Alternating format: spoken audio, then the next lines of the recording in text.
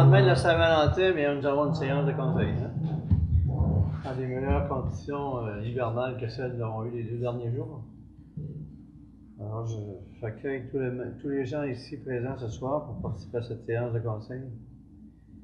Et comme pour l'occasion, je ferai peut-être un petit spécial sur le fait que il y a une personne, il y en parle régulièrement quand on suit les médias et tout, que ce soit ici, un peu partout, on sait qu'on est tous mortels et il en parle régulièrement.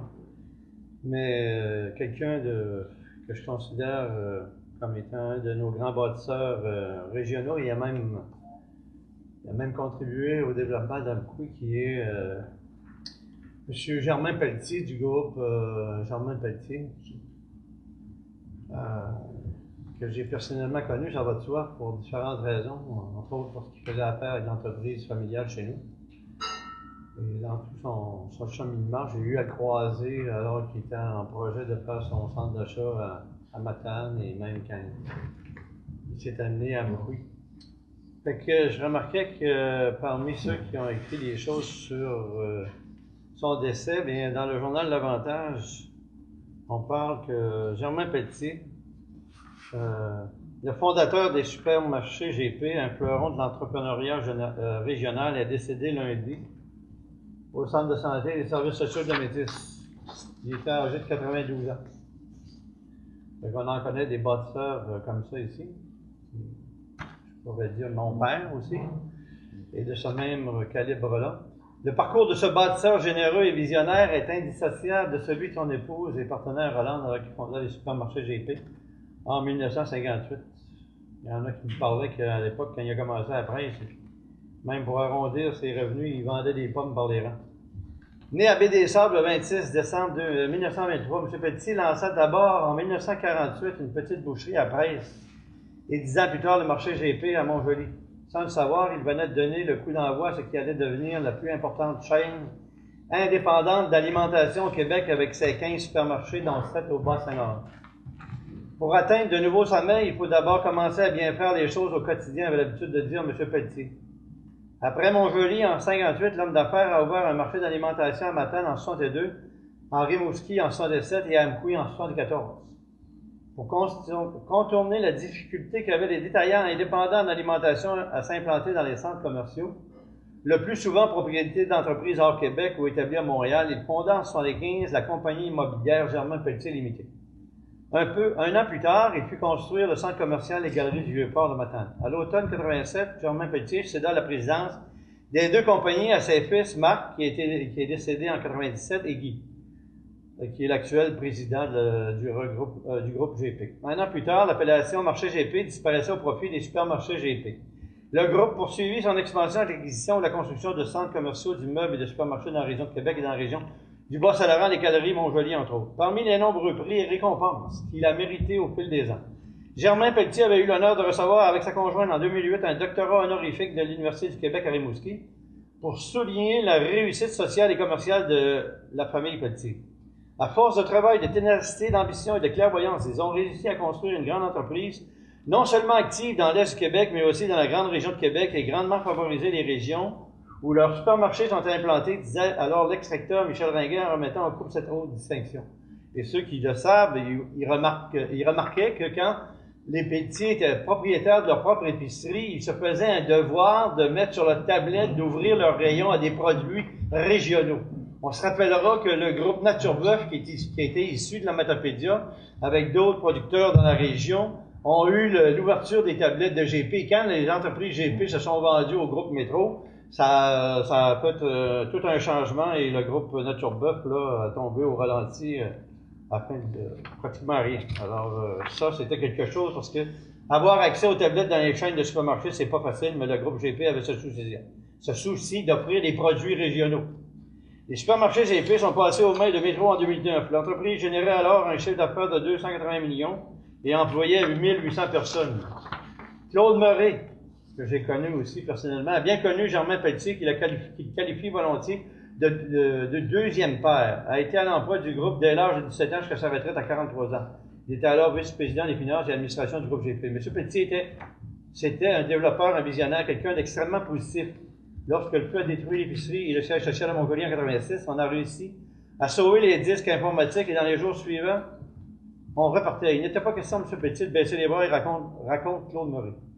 Peu de gens le savent, mais il fut le premier Canadien-Français à bâtir un centre commercial et il a réussi contre vents et marées, ajoute le Montjolien.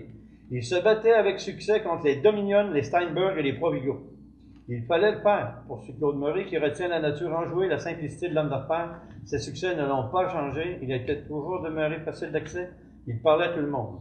Le journaliste Roger Boudreau, aussi bien connu que Germain Pelletier, j'ai eu l'immense plaisir d'interviewer durant une centaine d'heures pour les besoins du livre Jean de Passion, écrit par Geneviève Desbiens. Ce bâtisseur exceptionnel, j'avais été frappé par la sincérité et la franchise de celui qui a bâti un empire, particulièrement dans le domaine de l'alimentation, ce qui lui a valu un jour d'être intronisé au temple de renommée en compagnie de sa plus précieuse collaboratrice, sa conjointe Roland. Autre joie qui m'a été accordée en lien avec cet homme remarquable, nous avons été membres du Club Rotary de Montjoly durant une trentaine d'années où ces talents innovateurs ont été mis à profit à plusieurs occasions. Germain Pelletier laisse dans le deuil sa conjointe et ses 5 enfants, Brigitte, Lucie, Josette, Liane et Guy. Ses petits-enfants, dont Libélia, qui dirige la société immobilière GP auparavant, Germain Pelletier. La famille Pelletier, bon, OK. Alors, je tenais à faire ça parce que quelqu'un de notre région, puis quand on regarde notre développement en région, là, c'est essentiellement et majoritairement l'affaire de gens comme Germain Pelletier, et puis je pourrais en nommer toute une série, mais là, c'est à lui qu'on rendra hommage, et je terminerai en quelques secondes pour une attention spéciale au départ de ce grand homme de notre région, et qui a encore de la parenté ici même coup. Je crois qu'il y a un de ses neveux qui s'appelle Gaston Pelletier, que beaucoup connaissent, qui est dans le secteur du Pont-Couvert de l'Anse-Saint-Jean, qui c'était son oncle.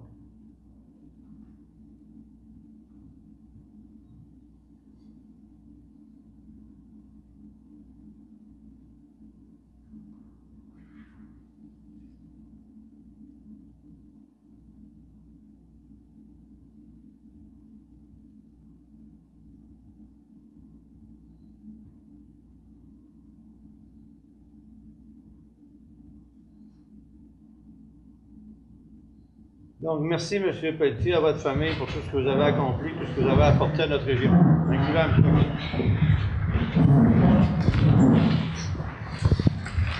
Je prendrai une proposition pour ouvrir la séance. Proposée par M. Gilles, appuyée de Mme Paul.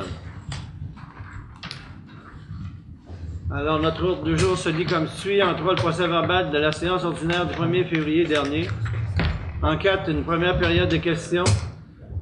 En 5, administration générale et gestion financière. 5.1, la liste des comptes au 15 février. En 5.2, les droits du maire de proposer ou non ou d'appuyer une résolution. Point d'information. En 5.3, le Linwood, projet Océan 150. Projet train Océan 150. 5.4, assurance collective. Acceptation des conditions de renouvellement pour le regroupement du lac Saint-Jean, Bas-Saint-Laurent, Gaspésie et Côte-Nord pour la période débutant le 1er avril 2016.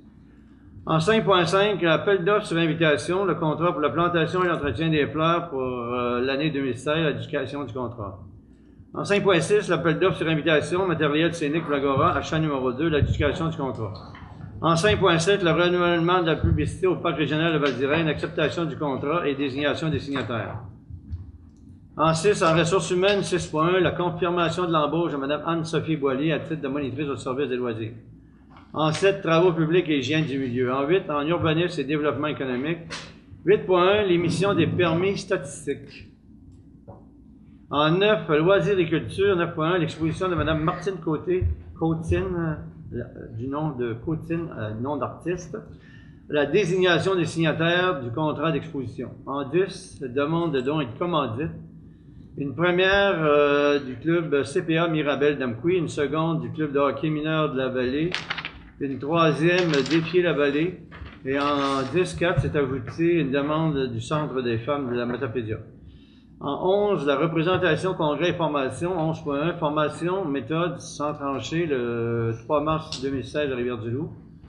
11.2, le déplacement de Mme Marie-Pierre Morin au tribunal administratif du travail à Rimouski, ce 27 juin 2016. En 11.3, une rencontre régionale de l'AQAIRS ce 25 février prochain à Rivière-du-Loup. En affaires nouvelles 12.1, un appui à la résolution de Sainte-Florence. En 13, une seconde période de questions et de commentaires des citoyens et citoyennes. En 14, une période de commentaires pour les élus municipaux. Et en 15, la levée de la séance. Qui propose cet ordre du jour, à moins qu'il y ait d'autres? Proposé par Mme Diane et appuyé de M. Richard. Alors, en 3, nous sommes au procès-verbal de la séance ordinaire du 1er février dernier. Vous l'avez reçu par courrier électronique. Vous en avez pris connaissance. Est-ce qu'il est conforme? S'il est conforme, je prendrai une proposition pour son adoption. Si quelqu'un est prêt à proposer, Madame Paul, vous proposez, vous êtes appuyé par Monsieur Pierre pour vous appuyer. En 4, nous avons une première période de questions pour les gens ici présents.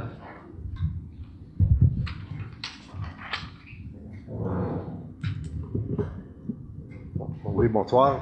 On va essayer d'ajuster ça. Ça peut être question ou commentaire aussi. Moi, ça c'est en lien avec le thème 5.3. Est-ce que je peux parler tout de suite ou c'est préférable d'attendre? Ben, c'est un point où vous pouvez avoir accès au conseil de faire part de commentaires ou de questions. Alors oui. Oui, OK. Bon, ben moi, c'est Ronald Lane. Comme plusieurs le savent, j'ai travaillé au CN, donc 22 ans à la gare d'Amqui. J'ai même eu le plaisir de travailler avec M. Telesphore, le père de Mme Paul. Puis au fil des ans, ben, j'ai commencé à développer un intérêt pour le patrimoine ferroviaire et tout ce qui touchait le chemin de fer. J'ai commencé à collectionner des objets, des artefacts, tout ça. Puis serve l'été pour une exposition, en attendant d'avoir peut-être un petit musée. Et puis, au début, quand le Linwood est arrivé, déjà, je trouvais ça spécial. Je me trouvais chanceux d'avoir ce wagon-là, ici, à Amqui. Au début des années 2000, je suis allé faire une visite en Nouvelle-Écosse. Et Dieu sait, les autres, le patrimoine ferroviaire, ils sont forts là-dessus. Il y a beaucoup de musées, il y a beaucoup de gares qui ont été conservées, tout ça. J'ai eu l'occasion d'en visiter quelques-uns, et puis il y a des endroits qui avaient des wagons, des vieux wagons, mais il n'y avait rien de comparable au Linwood qu'on a un peu. Je sais que présentement qu'il est dans un piteux état, mais si jamais vous donnez votre aval pour le projet à M.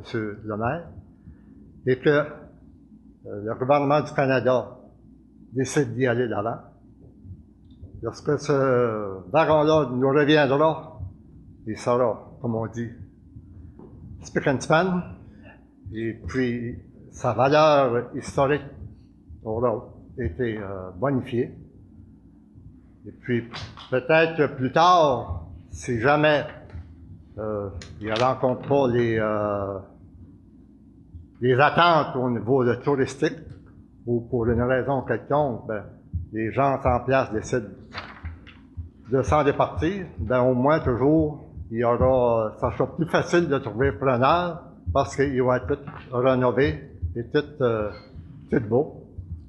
Alors moi, j'ai une suggestion ce soir, je vous demande à vous autres, mettez vos petites chicanes, vos différents côtés, et allez tous ensemble avec le projet de M. le maire. Si vous ne voulez pas le faire faites-le pas pour M. le maire, faites-le pour la communauté d'Amqui. C'est ça qui est important. Alors, je pense que si tout le monde pousse dans le même sens, ben, c'est la communauté celle qui va en bénéficier. Alors, je pourrais ajouter d'autres commentaires, mais je vais laisser la chance à d'autres de s'exprimer. Alors, merci de m'avoir écouté et bonne fin de soirée. Merci, M. Lange.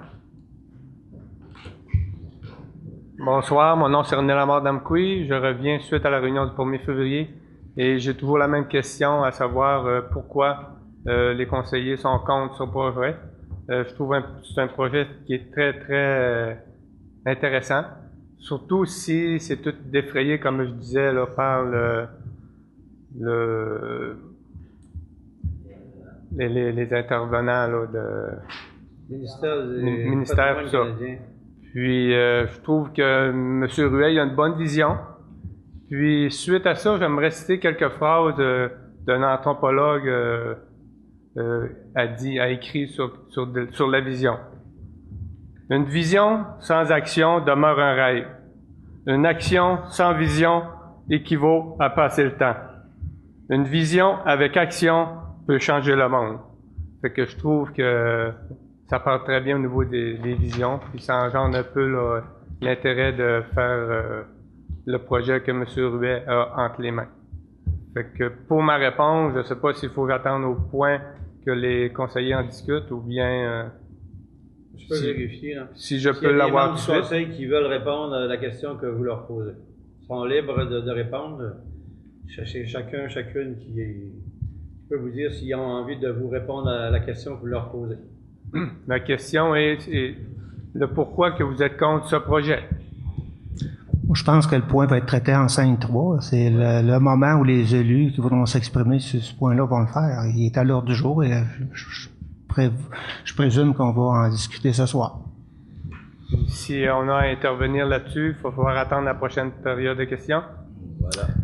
Ben, habituellement, les élus, lorsque les sujets sont inscrits à l'ordre du jour, les élus les traitent au moment où le sujet est abordé. Là. Mais on va pouvoir revenir à la dernière période de questions. Oui. Bon, mais merci. Là, les élus sont libres de répondre à votre question ou pas, là, compte tenu que le point est à 5 points. À cette période-là ou à la dernière? Ben, là, à 5-3, à ce moment-là, il va y avoir des discussions, mais pas nécessairement avec l'Assemblée, mais par la suite, il y a l'autre période de questions où vous pourrez revenir. Bon, mais c'est bien, merci.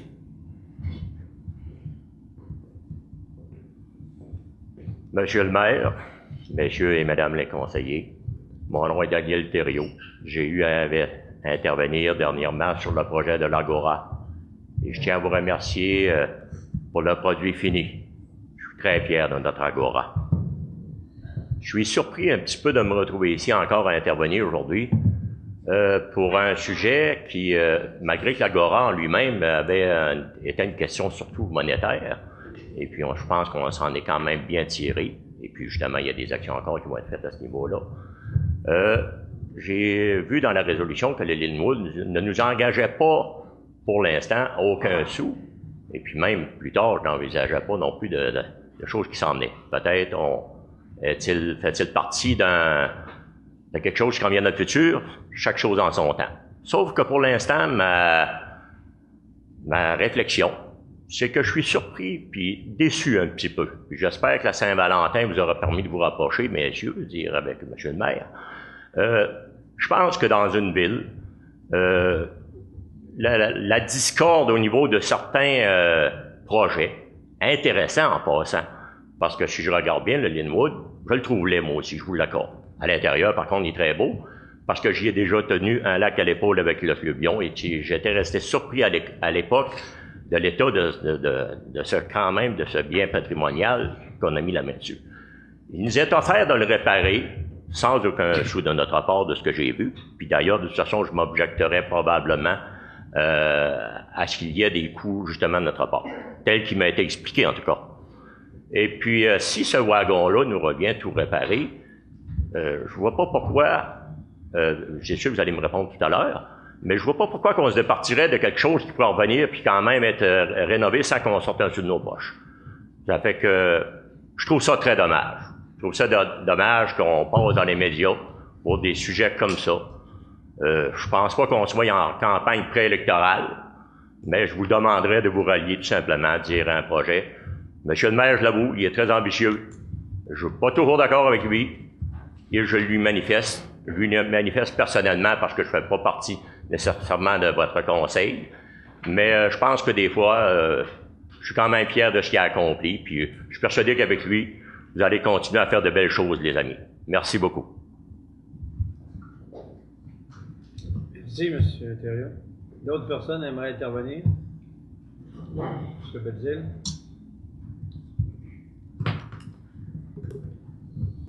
Tout est trop haut pour moi. Monsieur le conseiller, monsieur le maire, moi, je vais juste parler d'une expérience que j'ai vécue avec un voyage en train de Chicago à Los Angeles. et la compagnie Babson Bros, qui qui fabriquait les treilleuses surges et les bassins et tout ça, là, tout ce que mon père a vendu depuis 1949 jusqu'à... ça se vend encore aujourd'hui. Ils avaient peinturé 5 ou 6 wagons de train, blancs, couleur du lait, puis ils ont fait un voyage, ça a été bien publicisé par toutes les revues agricoles, puis c'était la fête des débuts de la compagnie. Est-ce que c'était 50 ou 75 ans? Je me souviens pas. Je pensais que c'était 100 ans, mais ça peut pas. Et puis, on a pris le train à Chicago, et l'assemblée annuelle de la compagnie, et la formation des vendeurs avec tout ce qui se faisait chaque année pendant 5 jours, s'est tenu dans les 5 ou 6 wagons. On couchait dans les wagons et on avait des salles de réunion. Et ça a été publicité à la grandeur des 2 Amériques. Puis ça a été mémorable. Puis je pense que si le wagon qu'on a ici, puis s'il pouvait être rénové, puis faire un voyage, peut-être que d'autres provinces décideraient d'ajouter d'autres wagons et faire quelque chose de phénoménal comme culture, puis c'est tout ce que j'ai à dire. Merci. N'avez pas oublié votre voyage.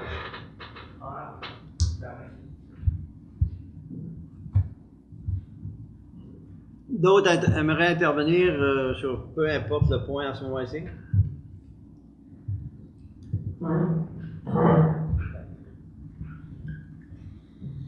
Bonsoir, moi c'est Gilbert Bérubé. Bonsoir, messieurs les conseillers et monsieur le maire.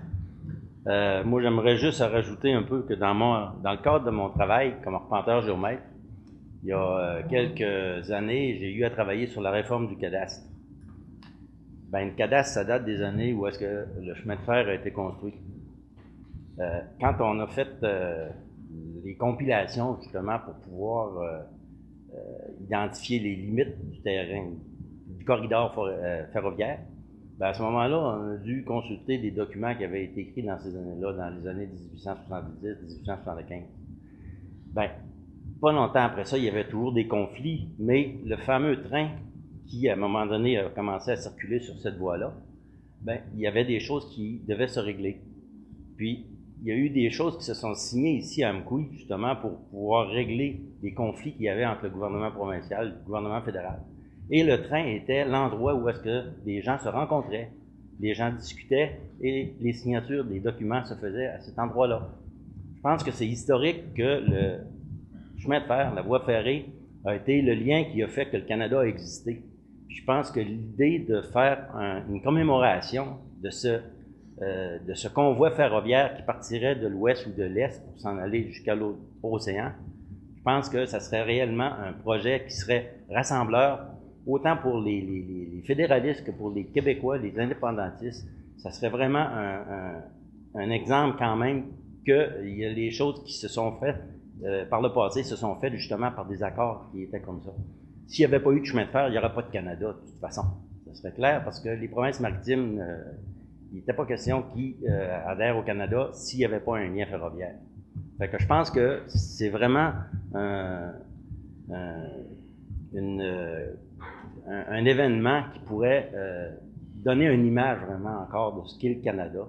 Puis je pense qu'il pourrait y avoir, comme M. le maire l'a mentionné, même d'autres choses qui puissent se greffer à ça, parce que les Autochtones qui étaient présents au moment où le chemin de fer a été créé ou a été construit, ces gens-là n'ont peut-être pas eu la chance d'être représentés, mais peut-être qu'avec le gouvernement qu'on a à Ottawa présentement, peut-être qu'à ce moment-là, justement, les gens qui étaient ici au Canada ou sur notre territoire pourraient à ce moment-là avoir une voix où est-ce que ça pourrait être représenté, puis faire partie justement de cette commémoration-là.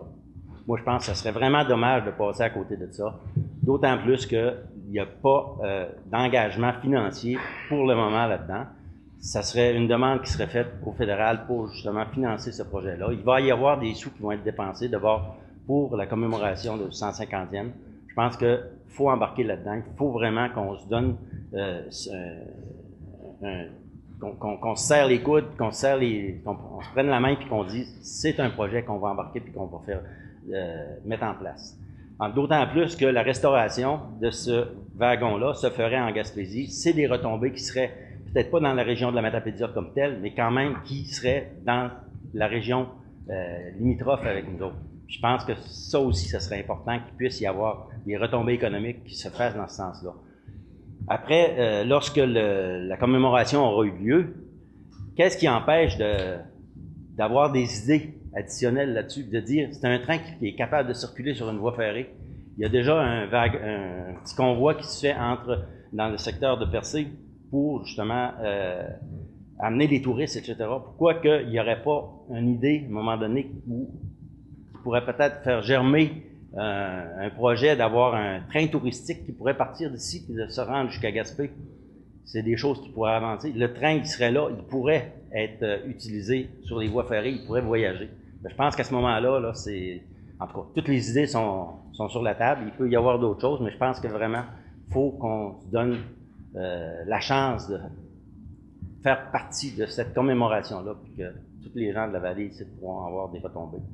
Touristiquement parlant, je suis certain que ça sera un bon coup à donner. Je vous remercie. M. Gilbert, j'ai trouvé très intéressant que vous fassiez allusion qu'à l'époque de la construction du chemin de fer par l'intercolonial, qui a été repris ensuite par Lord Mount Stephen pour compléter ce voie-là, qu'il y a eu des événements où ça a nécessité des négociations sérieuses et puis que certains de ces événements-là, historiquement, se sont produits à Amqui. C'est quelque chose que je ne savais pas. Je suis très content d'apprendre. Je vous en remercie. En tout cas, j'ai lu les documents, j'ai lu les lettres, j'ai lu les documents qui avaient été vraiment concrétisés par la signature des personnes qui étaient responsables justement pour l'intercolonial. On peut parler un peu de notre histoire oubliée. C'est ça. Ça permettrait de la remettre à la part. Merci beaucoup. D'autres aimeraient intervenir ou quoi que ce soit? Si ça va, on peut à ce moment-là poursuivre, si vous êtes d'accord. Alors, nous allons en administration générale. Nous sommes à 5.1, la liste des comptes au 15 février, aujourd'hui même. Oui, au niveau administratif, c'est une petite liste là, de 91 814,41. C'est davantage des dépenses d'opération concernant le déneigement et les contrats de conciergerie de matières résiduelles pour le mois de janvier pour 35 490. C'est les pièces d'entretien de véhicules, principalement 12 743, du diesel 7 587. Donc, j'attendrai vos questions. Bon, en première page, l'installation des compteurs d'eau, ce aqueduc, ça c'est à nos stations de pompage ou... Oui, c'est des compteurs d'eau numériques qui ont été demandés par le ministère. C'est des nouvelles exigences et il a fallu faire des devis. Un devis pour un appel d'eau. Et au niveau de la gare, l'installation du système de chauffage, c'est complété? Donc, vous avez sur votre liste de compte électricité Garon et Fils, donc c'est au montant de 730 $, donc c'est la complétion. Oui, donc c'est complété. Les travaux qu'on voulait faire ont été faits? Oui, fonctionne très bien. OK. Protocole et CIDES, est-ce qu'on peut me rappeler c'est quoi? CIDES, ça concerne le dossier du camping d'Amqui. On devait faire des analyses durant 17 semaines pour s'assurer que la nappe phréatique n'était pas influencée ou le puits n'était pas influencé par la rivière. Donc, il y a une série de tests qui étaient exigés par le ministère de l'Environnement au moment où on se parle, on est en train de déterminer, de monter en fait là, les plans de vie pour la construction de la station de pompage. Merci. Et les résultats sont intéressants là, à ce niveau-là. Je m'en réjouis. Est-ce qu'il y a des questions sur la liste des comptes ici au Conseil? Non. Que quelqu'un est prêt à proposer que le paiement de ces comptes? Je propose. Proposé par Mme Diane, appuyé de M. Égide.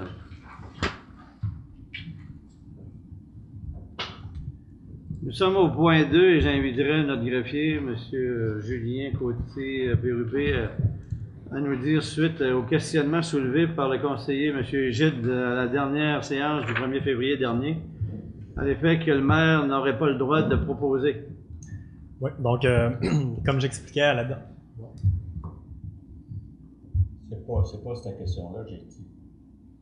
Je posais pas la question à savoir si le maire appelle au vent. Ouais, non, c'est ça. Dans le fond, dans la dernière séance, j'avais ça. soulevé que le maire, après discussion, j'avais parlé avec M. Gilles Julien du ministère des Affaires municipales.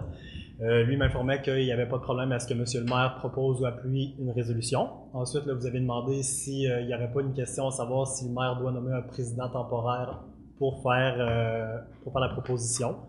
Donc, j'ai reparlé avec le ministère des Affaires municipales. Cette fois-ci, je parlais avec M. Denis Côté, qui travaille également là, à Rimouski. Puis, il m'a indiqué, là, tout comme M. Gilles Julien, que le maire n'a pas à nommer quelqu'un à la présidence de l'Assemblée temporairement. C'est quelque chose qu'il a le droit comme à titre, comme tous les autres conseillers. Donc, il n'y a rien là, qui l'empêche de faire ça. Merci, M. Julien, pour les informations. Alors, pour le bénéfice de tout le monde, la règle d'animation d'un conseil municipal n'est pas nécessairement automatiquement et intégralement le code Morin. Non, exactement. Donc, ce que M. Denis Côté m'expliquait, c'est que le conseil peut adopter ce qu'on appelle un règlement de régie interne, donc décider un petit peu comment que ça fonctionne dans les séances. Par contre, justement, on peut décider de fonctionner comme le code Morin. Si on décidait d'adopter quelque chose qui décide que le maire n'a pas le droit d'appuyer ou de proposer, eh bien, ce règlement de régie interne-là, cet article-là, serait pas valide parce qu'on peut pas enlever des droits. On peut donner plus de droits, mais on peut pas en enlever. Donc, comme le maire a déjà le droit, comme tout autre conseiller, de proposer ou appuyer, s'il y avait un règlement qui enlevait ce droit-là, ça serait pas valide. Merci, M. Julien. Alors, nous sommes au 5.3. Concernant le wagon Lillwood, relié à un projet qui s'appelle Projet de train Océan 150. Comme j'ai moi-même imaginé un projet qui pourrait peut-être permettre d'obtenir la restauration du wagon Lillwood à coût zéro pour les contribuables d'Amqui. Ce projet-là, bien entendu, dans le contexte politique, au moment où, entre nous, les membres du Conseil, on avait eu à échanger là-dessus, l'état du wagon étant ce qu'il est, puis on n'a pas de dessin à faire, tout le monde le connaît, tout le monde le voit chaque jour, enfin tous ceux qui passent par là. Ben, c'est pas nécessairement plaisant, on essaie, comme vous savez, dans tous les aspects de la ville, de travailler à faire en sorte que ce soit de plus en plus agréable et joli, et les affaires qui méritent d'être enlevées du décor, on les enlève, puis on souhaite en avoir des nouvelles, comme il y en a des nouvelles qui sont en train de s'implanter à Amqui, un peu chaque année, puis encore présentement. Donc, ce qui avait été convenu par les conseils, verbalement, on ne l'avait pas fait par résolution formelle, mais on avait contenu dans le contexte avant le 19 octobre, je ne me rappelle pas à quel moment exact c'était fait, mais moi, c'était vraiment à contre-cœur que je devais réaliser que la situation du Linwood nécessitait une restauration importante et j'avais vérifié avec une entreprise qui se spécialise dans le domaine ici dans l'Est du Québec, qui est l'entreprise Via Rail, pas Via Rail, mais Rail GD de New Richmond. Ils ont acquis une expertise depuis quelques années et puis d'autant plus qu'ils sont reconnus. Par exemple, ils sont à rénover un après l'autre les wagons du fameux train touristique, le Rocky Mountainer de Colombie-Britannique, un train touristique. Alors, l'Ouest canadien, cette entreprise-là de l'Ouest canadien, envoie ses wagons à New Richmond pour les faire restaurer. Alors, ça peut dire bien des choses. Ils ont d'abord envoyé un premier wagon, puis ils en ont fait deux, et les autres vont suivre. Et ça veut donc dire qu'ils ont les qualifications pour faire ce genre de travail-là. Puis en plus, ils doivent certainement être dans les prix, parce que si tu prends un train dans l'Ouest, puis tu l'envoies ici, dans la baie des Chaleurs pour être nommé, c'est ça. Donc, j'ai approché ces gens-là pour avoir une idée de qu'est-ce qu'il pourrait en coûter pour restaurer la Linwood. Parce que bien souvent, ces éléments-là, ferroviaires, patrimoniaux, il y a des régions qui ont des anciens sites d'entretien de réseaux de chemin de fer et ils ont donc aussi dans leur environnement beaucoup d'anciens cheminots ou d'anciens ouvriers spécialisés dans ce genre d'équipement et qui aujourd'hui à leur retraite donnent du temps bénévole pour rénover. comme à Saint-Constant et comme un autre site aussi que j'ai visité non loin de Toronto il y a quelques années passées. Alors ces gens-là, ils sont en amour, ils ont avec le patrimoine ferroviaire, ils vont là, ils sont à leur retraite, ils donnent du temps. Mais nous ici, on n'est pas dans ce contexte-là, on n'a pas un atelier qui a été désaffecté, qui a été repris par des cheminots, d'ex-cheminots ou d'ex-anciens employés du chemin de fer, puis qui s'amusent à rénover des choses comme ça. On n'a pas ça. Fait que, avec le conseil versus l'avenir du wagon à l'époque, compte tenu que Rail GD a dit un premier estimé comme ça, si vous voulez restaurer ça, faire quelque chose de propre avec ça, ça va vous coûter 850 000 850 000 quand tu es en tout cas ici dans mes fonctions, je suis habitué quand même à regarder quelles sont les sources de financement possibles. Ça beau faire un horizon 360 degrés puis regarder tous les programmes qui peuvent exister. Il n'y avait pas de programme qui pouvait venir nous aider à restaurer ça. Puis 850 000, c'est sûr que même si je m'étais adressé au conseil en disant, écoutez, on va faire un règlement d'emprunt pour restaurer ça, ça aurait été totalement non. Puis moi-même, j'aurais jamais pu m'embarquer dans une affaire comme ça parce que alors que les priorités des citoyens et citoyennes d'Amqui sont nombreuses pour bien des choses sans doute plus importantes qu'un wagon si on a à payer pour. Fait que, donc, j'ai convenu avec tout le monde et je suis toujours du même avis que si on doit s'en départir, que c'est parce qu'on n'est pas à même d'avoir les argents pour le faire. Dans le contexte, ça c'était avant le 19 octobre.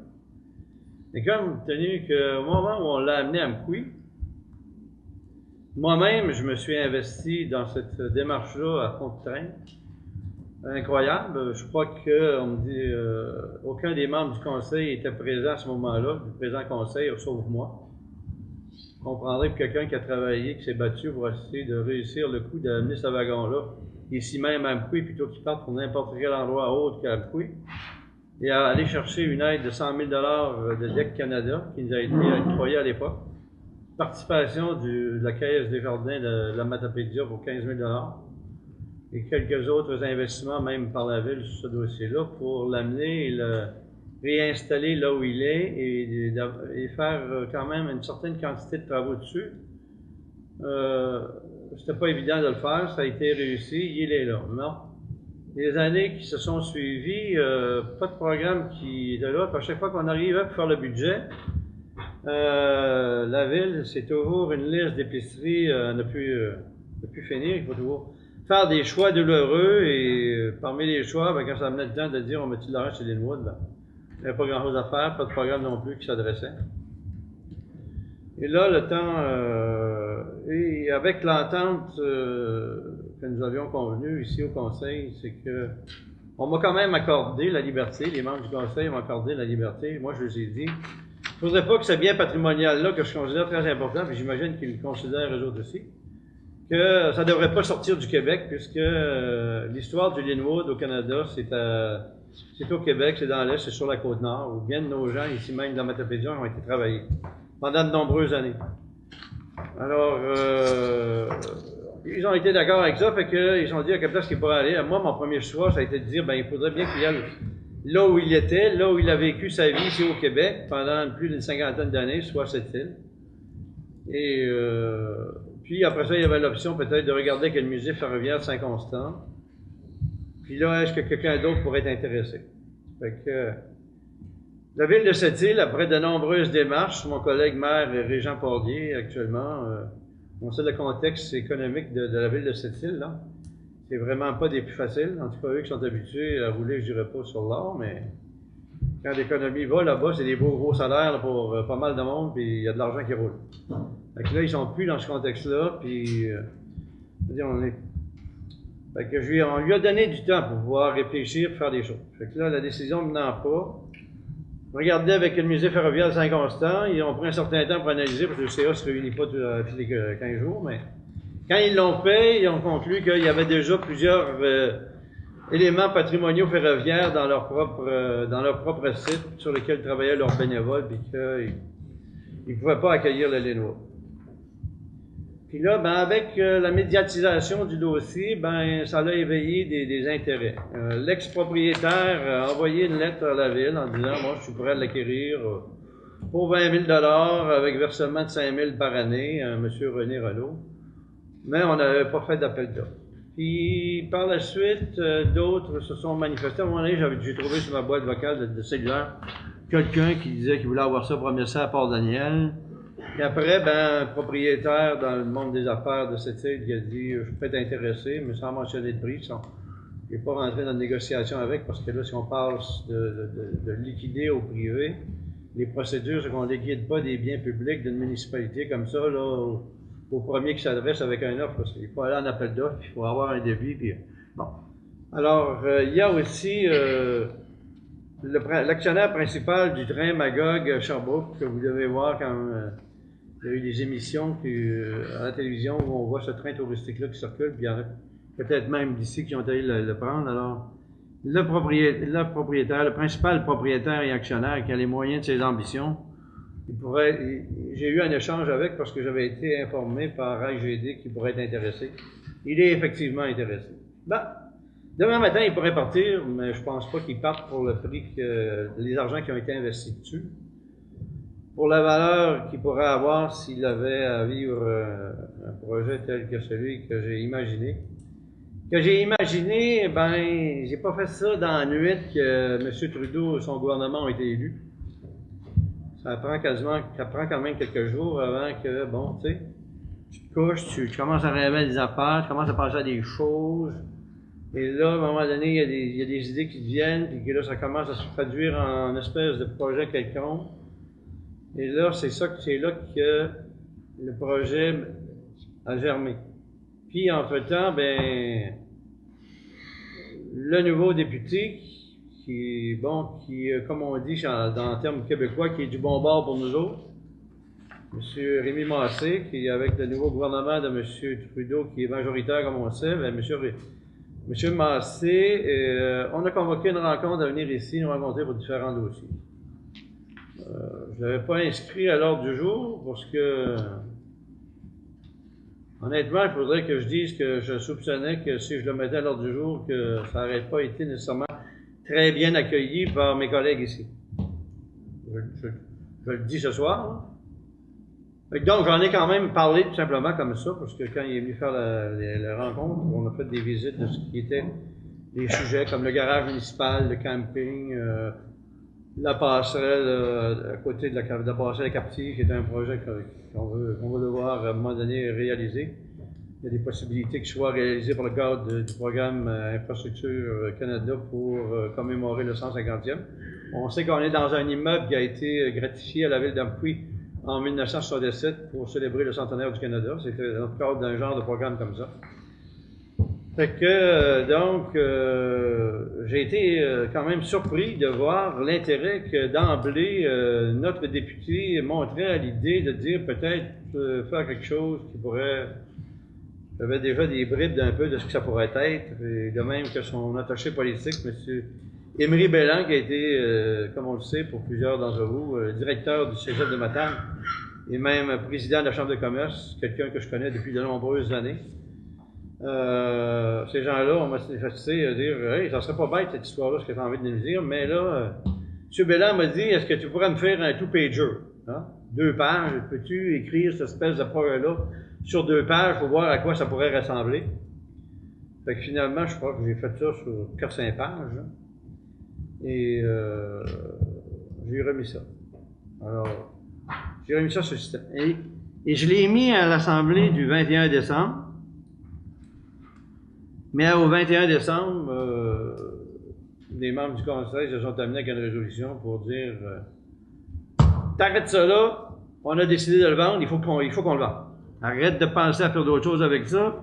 Notre décision, c'est de le vendre, puis là, même si tu as eu une bonne idée, on a décidé qu'on le vendrait, qu'on en disposerait, ben c'est ça qu'il faut faire. Moi, je sais pas, là, si ça serait pas, c'est pas comme d'aller le chercher ailleurs, puis de l'enlever à quelqu'un, puis de l'amener ici, là, il est ici. Avant qu'il parte, on peut-il se donner la chance de faire quelque chose? Fait que je pense que ce qui est apparu dans les médias, que ce soit autant à Radio-Canada, dans le Soleil ou dans le journal L'Avant-Poste, je pense que j'avais assez bien compris l'idée. C'est que quand le Canada a été fondé, ça a été pour faire un Canada d'un océan à l'autre, et à ce moment-là, c'était une des promesses qui allait créer des jobs et des emplois. C'est très populaire, ça, dans les campagnes électorales. Ben, on va faire un chemin de fer d'Halifax à Vancouver. Puis comme le gros de la population puis de la business est au Québec, ben vous autres, les Québécois, vous allez avoir de nombreux jobs, ça va vous apporter pas mal d'eau au moulin. C'était une des raisons du fait que la Confédération a vu le jour. C'était d'un océan à l'autre. J'ai appris récemment que finalement, en 1977, il y avait eu un train qui avait fait une partie du Canada et dans d'autres régions, c'était simplement un convoi de camions remorques qui était allé visiter. Mais quand même. Que de traverser le Canada, alors que là, on néglige le transport passager par rail, que le nouveau président de Via Rail, qui est la société d'État qui nous appartient à tous ensemble, M. Yves Desjardins-Siciliano, dit qu'il faudrait bien qu'on puisse faire de quoi pour relancer le train, le service de passagers par train. Ben, ça, quand il parlait de ça, là, avec un gars qui s'appelait Stephen Harper, ça rentrait par là, ça sortait directement à l'autre bord en même temps. OK? Ça faisait pas grand-chose. Mais là, avec le nouveau gouvernement, quand vous avez un ministre des Transports qui, lui, il s'est transporté même dans l'espace, M. Marc Garneau, qui lui-même dit aussi qu'il faut revitaliser le transport passager, qui vient de M. Garneau, a des collègues comme M. Dominique Leblanc, le leader en chambre, qui vient de Moncton, et puis on sait que Moncton a été un centre d'entretien très important sur le plan ferroviaire. Ces gens-là, ensemble, ils sont intéressés à voir réactiver le train passager. Alors, l'idée de traverser le Canada, mais quand on traversait à l'époque que le Canada, alors que les routes n'étaient pas praticables, puis qu'il y avait des campagnes électorales ou des visites de grands dignitaires politiques, ces gens-là montaient dans les wagons du même type que le Linwood. Peut-être moins bien, peut-être aussi bien. Je ne sais pas si c'était mieux, mais en tout cas. Ils montaient dans des wagons comme ça, de sorte que ceux-là qui, à un moment donné, ont vu des films historiques, même M. Barack Obama, il y a fait pas longtemps, il a travaillé. Quand il a été intronisé pour la première fois, lui qui admirait grandement son président, lequel il admire le plus, c'est Abraham Lincoln. Quand M. Abraham Lincoln a été intronisé, il avait choisi de le faire en partant de Philadelphie, là où c'était écrit la Constitution américaine. Et puis, il avait voyagé dans un wagon spécial jusqu'à Washington. M. Obama a refait la même chose lors de sa première intronisation. Et il avait bénéficié d'un wagon du même type que le Linwood, mais c'est le Georgia 300 qui a été construit en 1939 alors que le Linwood a été construit en 1917. 1917, c'est une date qui frappe tout de suite l'imagination puisque en 2017, le Linwood aura 100 ans. Le Canada en aura 150. L'Exposition universelle de Montréal en aura 50. Montréal en aura 375. Alors, il y a beaucoup d'événements qui vont se pointer.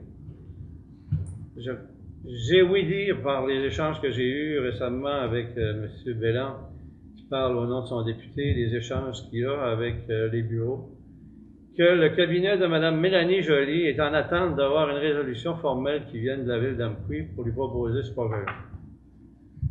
Puisque le projet à date, il est même entre ses mains, mais il ne fait pas l'objet d'une proposition formelle.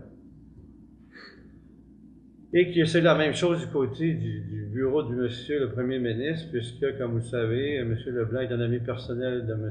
Trudeau et M. Massé a été récemment désigné le vice-président du caucus libéral du Québec. Il y a comme quelque chose qui fait qu'il y a plusieurs astres qui sont bien alignés pour pouvoir avoir une chance que le billet qu'on veut tirer, si on essaie la chose, qu'on puisse être gagnant là-dessus.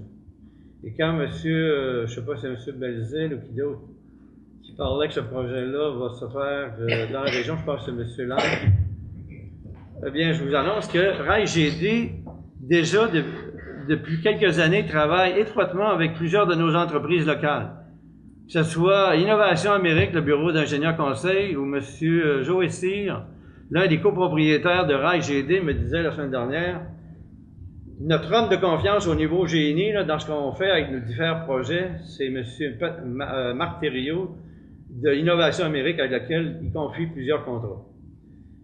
L'atelier de Gaétan Roy Amqui, l'atelier PGR, on fait des sous-contrats avec Rail GD.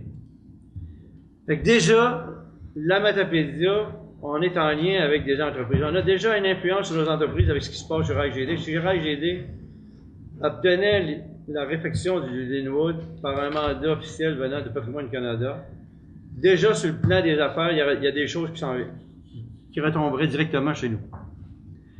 Fait que, à la lumière de tout ça, pour essayer d'obtenir un délai, puisque moi, je me désiste pas de l'engagement que j'ai avec mes collègues ici de dire, si on n'arrive pas à trouver un moyen de le restaurer à 0 frais pour l'ensemble de la population d'Amqui, je ne change pas ma position, je suis du même avis que vous autres, on aura à contre-cœur à s'en départir. Puis on a des opportunités de pouvoir le faire, mais on fera pas un coup d'argent avec ça. Ça va se faire pour relativement à peu de près. Moi, j'estime que si on trouve entre 15 à 25 000 $, ça sera le max qu'on trouvera pour ça. Mais si jamais on trouve le moyen d'obtenir l'assentiment que le fédéral va de l'avant avec le projet, ben là, on se retrouverait avec un wagon il y en aurait encore plus mythique que ce qu'il a comme histoire. Il a une très grande histoire.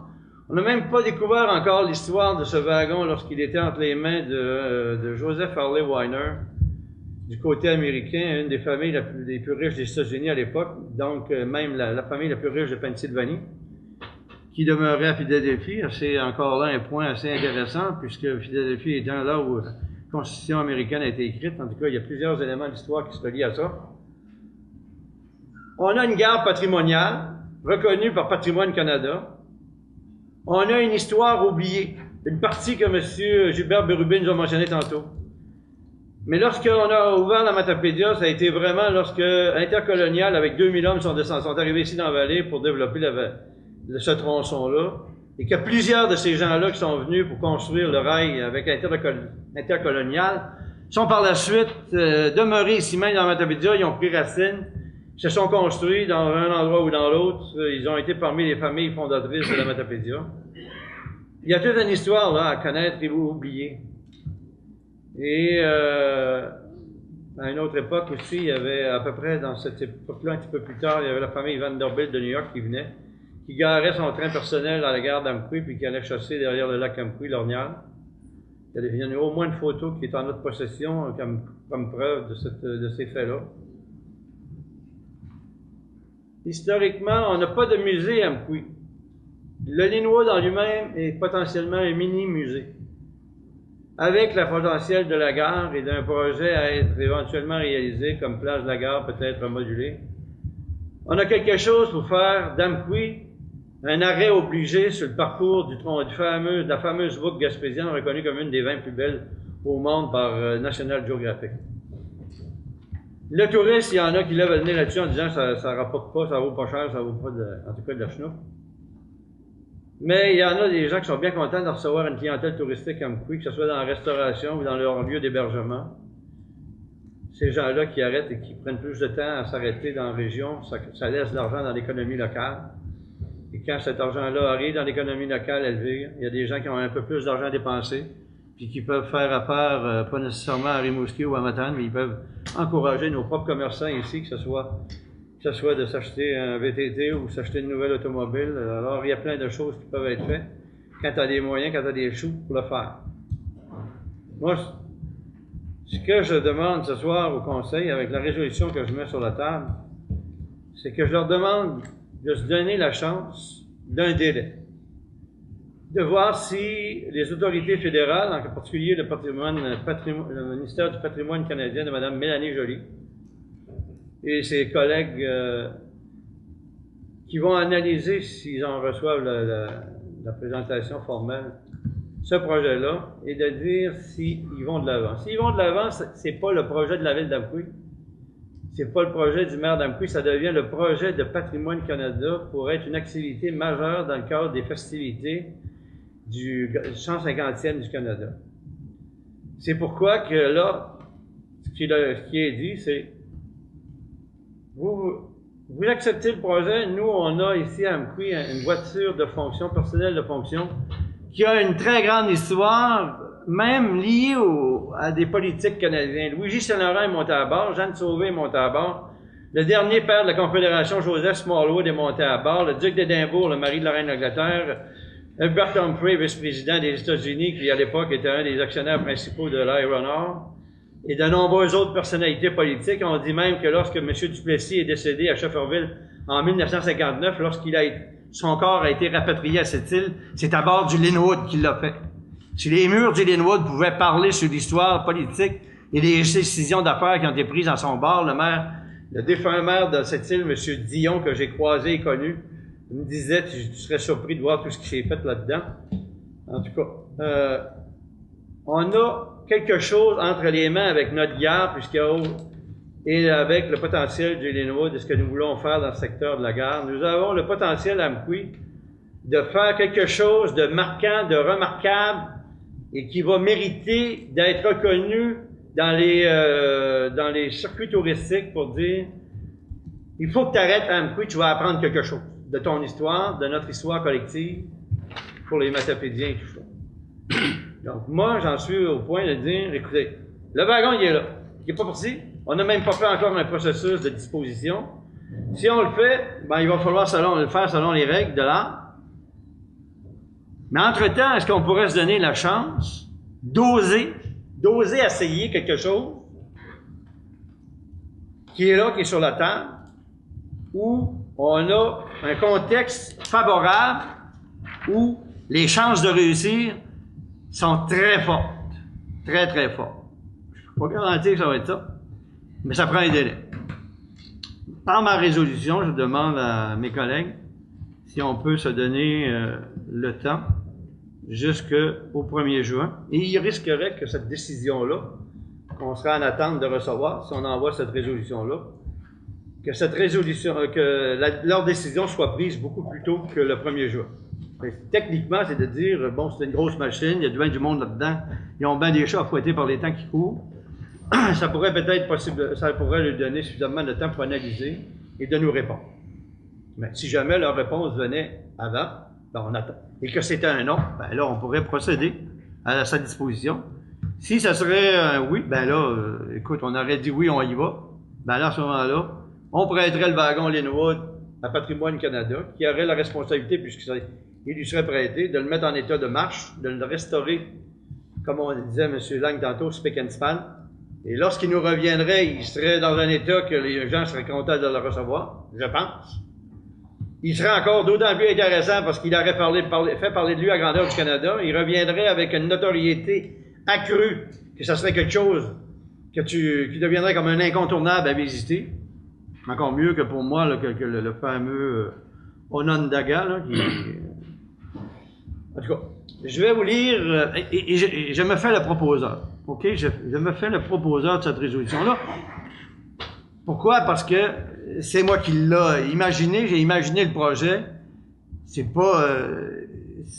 je pense que c'est normal que je propose mes propres affaires.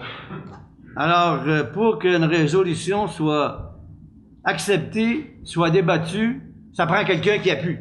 Alors, moi, je te propose, est-ce qu'il y a quelqu'un ici au Conseil qui veut appuyer ce projet de résolution? J'appuie, M. le maire. Merci, Mme Paul. Alors, je vais, pour le bénéfice de tous, vous lire le projet de résolution. Attendu que la ville d'Amqui souhaite, en tant que village relais du Québec, améliorer son positionnement et son attractivité touristique, attendu que la gare d'Amqui a été reconnue officiellement comme gare patrimoniale par Patrimoine Canada, on célébrait le centenaire de l'actuelle gare d'Amqui en 2004, vous vous en rappellerez certains, et que la ville d'Amqui y a relocalisé depuis l'été dernier, 2015, ses services d'information touristique, ce qui était une excellente chose, puisque les commerces avoisinants, là, qui sont dans le domaine de la restauration, en ont ressenti les effets. Attendu que la ville d'Amqui possède depuis 2004 la voiture de fonction Pullman, unité 4514, dite Linwood, et laquelle célébrera en 2017 son centenaire. Celle-ci, on le rappellera, avait été fabriquée aux ateliers Pullman City, non loin de Chicago, non pas en 2017, mais en 1917, pour le richissime philadelphien George Early Weiner. Attendu que le dit wagon Linwood est une pièce patrimoniale, ferroviaire, unique. Pas n'importe quel wagon, là. Il y en a qui peuvent voir ça comme un wagon ordinaire, mais une fois que tu montes à bord, tu découvres de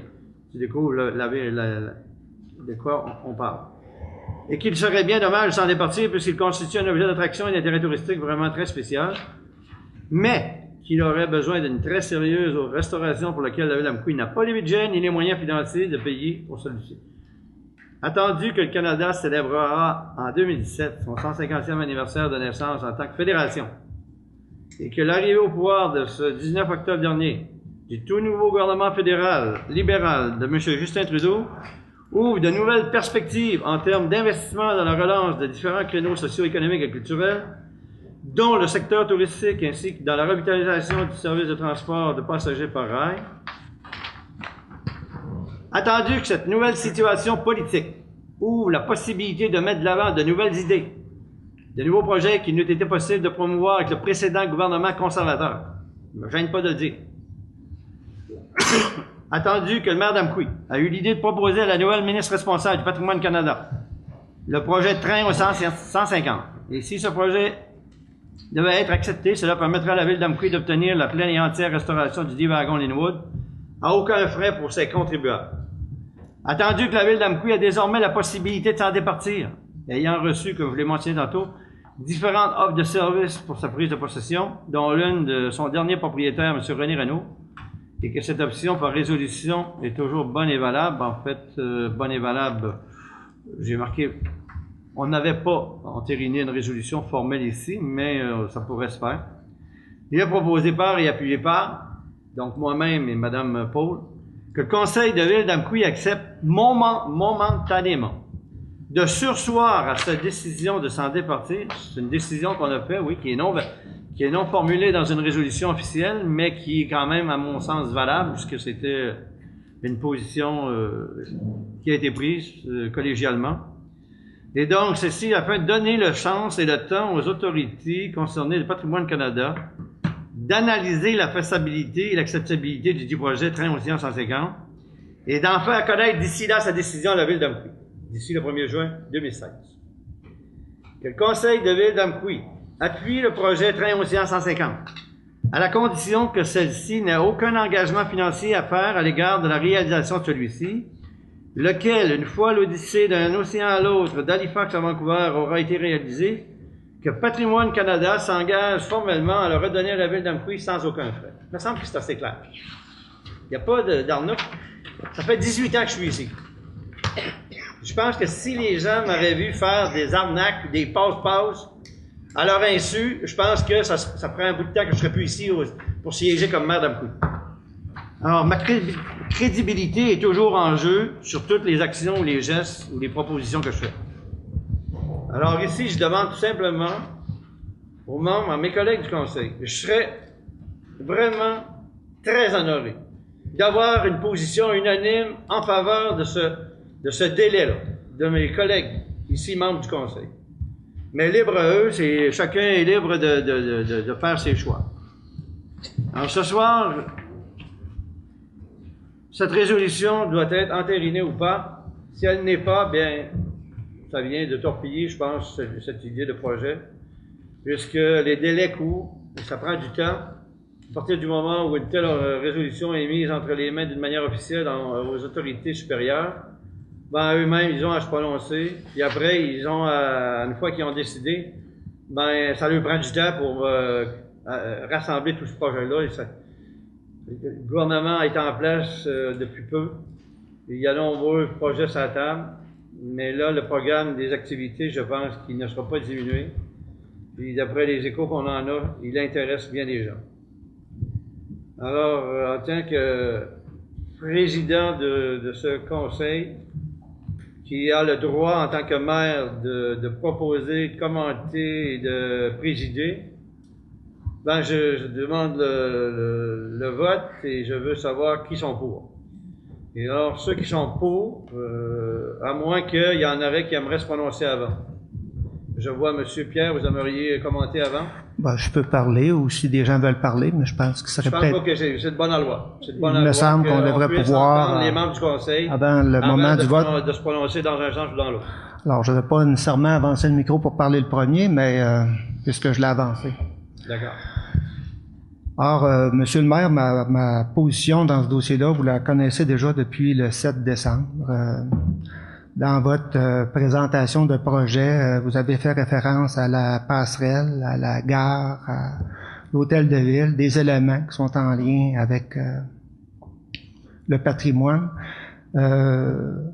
D'ailleurs, au cours de l'année 2000... Monsieur Garon, laissez parler le conseiller, là. J'ai fait juste référence aux termes que M. le maire a utilisés. Vous avez bien écouté ce que M. le maire a dit tantôt. Il a fait référence aux 3 éléments que je viens de mentionner, comme étant des patrimoines. Et ces éléments-là ont besoin de rénovation également. Ces éléments-là ont fait partie de discussions entre les élus au cours de l'année 2015. Et ces projets-là étaient sur la table comme étant des projets qui potentiellement pouvaient être transmis à Patrimoine Canada pour obtenir de l'aide pour les rénover. La passerelle a besoin d'aide, de rénovation, et Monsieur le maire, la passerelle a déjà fait l'objet de discussions dans le cadre du 150e du Canada. Ce projet-là pouvait être soumis à Patrimoine Canada. Mais il est soumis dans le cadre du programme PIC pour les commémorations. D'accord, mais également, on mentionnait qu'on pourrait aller chercher de l'aide dans le cadre du 150e du Canada avant que le train Linwood ne fasse l'objet de discussions. Il a déjà été mentionné entre élus que ce projet-là, on pouvait aller chercher des sommes du côté de Patrimoine Canada pour nous aider à rénover un certain nombre d'infrastructures. Non, pas vrai. Monsieur le maire. Allez-y, là, mais là, vous élargissez. Je vais commenter tantôt. Vous aurez le droit de commenter. Moi, je pense que ce que je mentionne là, la passerelle, a déjà fait l'objet de discussions entre élus à l'effet qu'on pourrait aller soumettre ce projet-là dans le cadre du 150e du Canada. Vous avez fait référence à l'hôtel de ville également.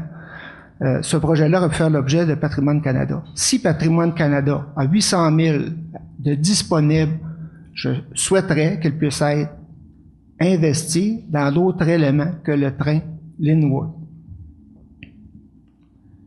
Moi, j'ai été élu démocratiquement en novembre 2013, et depuis que ce projet-là est du domaine public, pas personne qui m'a interpellé en me demandant d'appuyer ce projet-là.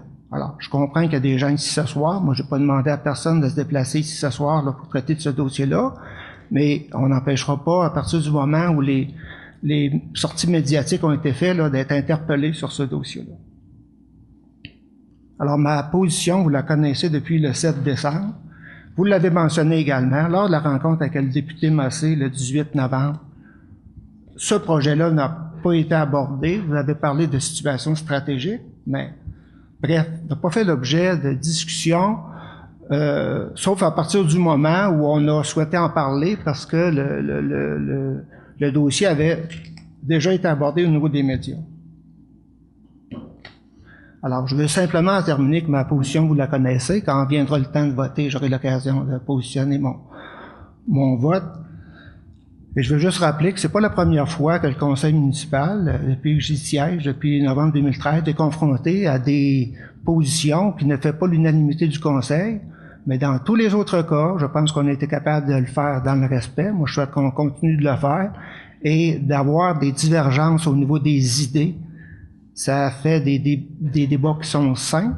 Je souhaite juste qu'on s'en tienne au niveau des débats d'idées et non pas au niveau de la confrontation des individus. Ça va nous mener nulle part, mais que les gens, comme élus, aient l'occasion d'exprimer ce qu'ils pensent d'un projet. Je pense que c'est tout à fait légitime et c'est leur droit comme élus de le faire. Vous avez tout à fait raison, mais je vais rectifier certains propos que vous avez eus à l'effet du programme Patrimoine Canada, là. Le programme PIC, je pense pas que c'est un bar ouvert où on peut présenter 4-5 projets. On a choisi d'en présenter un, qui est la passerelle. Ce projet-là est à l'analyse présentement. L'approche qui est mise sur la table pour le Linwood, c'est de bénéficier du fait qu'il y a un 150e qui va se célébrer, mais que là, ce projet-là devienne le projet de Patrimoine Canada, non pas le projet de la Ville d'Amqui. Il devient le projet de Patrimoine Canada qui a même sa marge de manœuvre, utilise ses ponts pour concrétiser ce projet-là. Et dans ce projet-là, il a à sa charge de restaurer à ses frais, à l'intérieur de son propre parti budgétaire, la restauration du Linwood, s'il l'accepte. Ça ne vient pas compromettre l'argent et vous pouvez pas demain matin vous retourner et dire là on a demandé à la passerelle, ça pourrait coûter à 850 000 pour restaurer le Linwood, mais occupez-vous pas du projet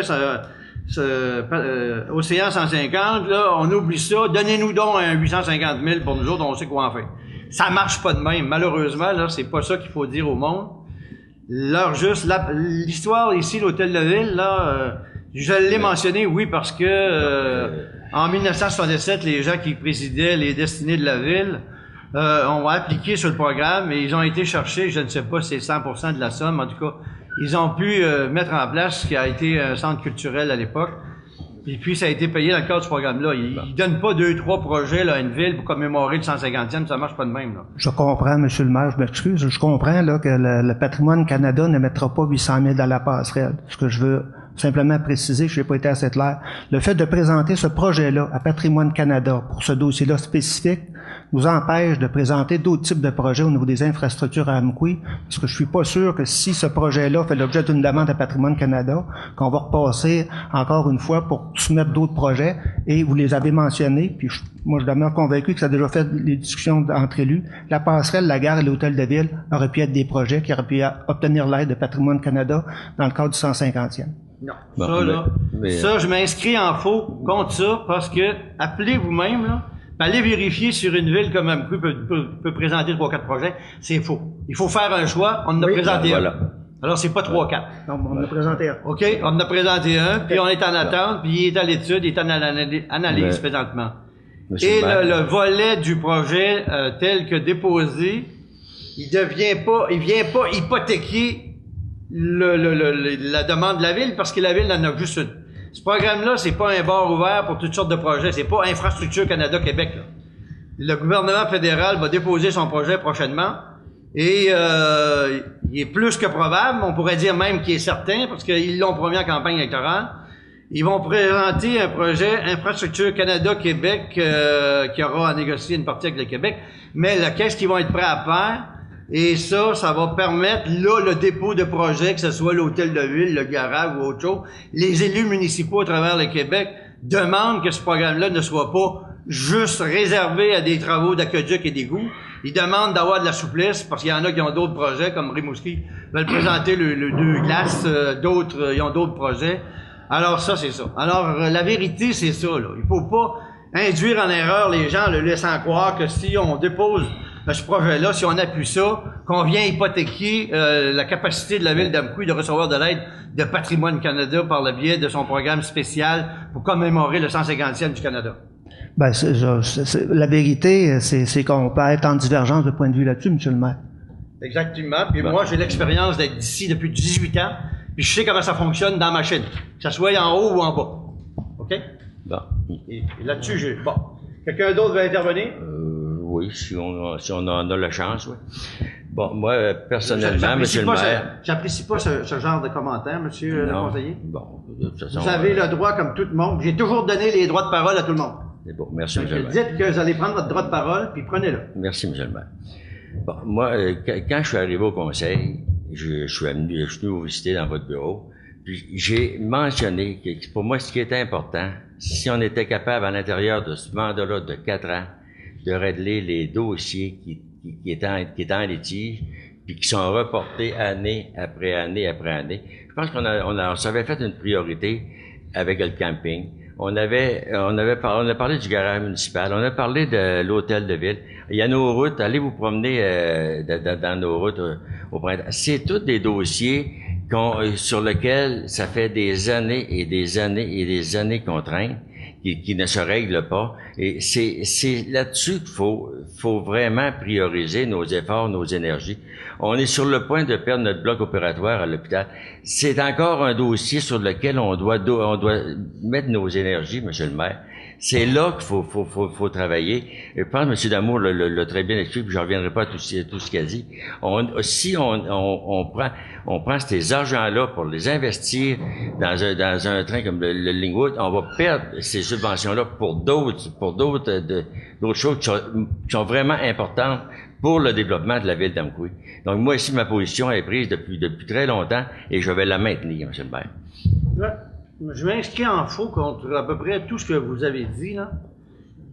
Je suis d'accord sur le fait qu'on a établi des priorités, que le camping d'Amqui est un projet prioritaire. que la rénovation du garage municipal est un autre projet prioritaire. Et en troisième lieu, on a ici l'hôtel de ville. On peut pas se présenter puis de front obtenir des aides là, sur 3-4 programmes en même temps. Ça n'existe pas. Tu dois faire des choix. Le projet du camping, là, j'ai eu de nombreuses rencontres avec notre député qui était ministre du Tourisme. Il n'y avait pas de programme.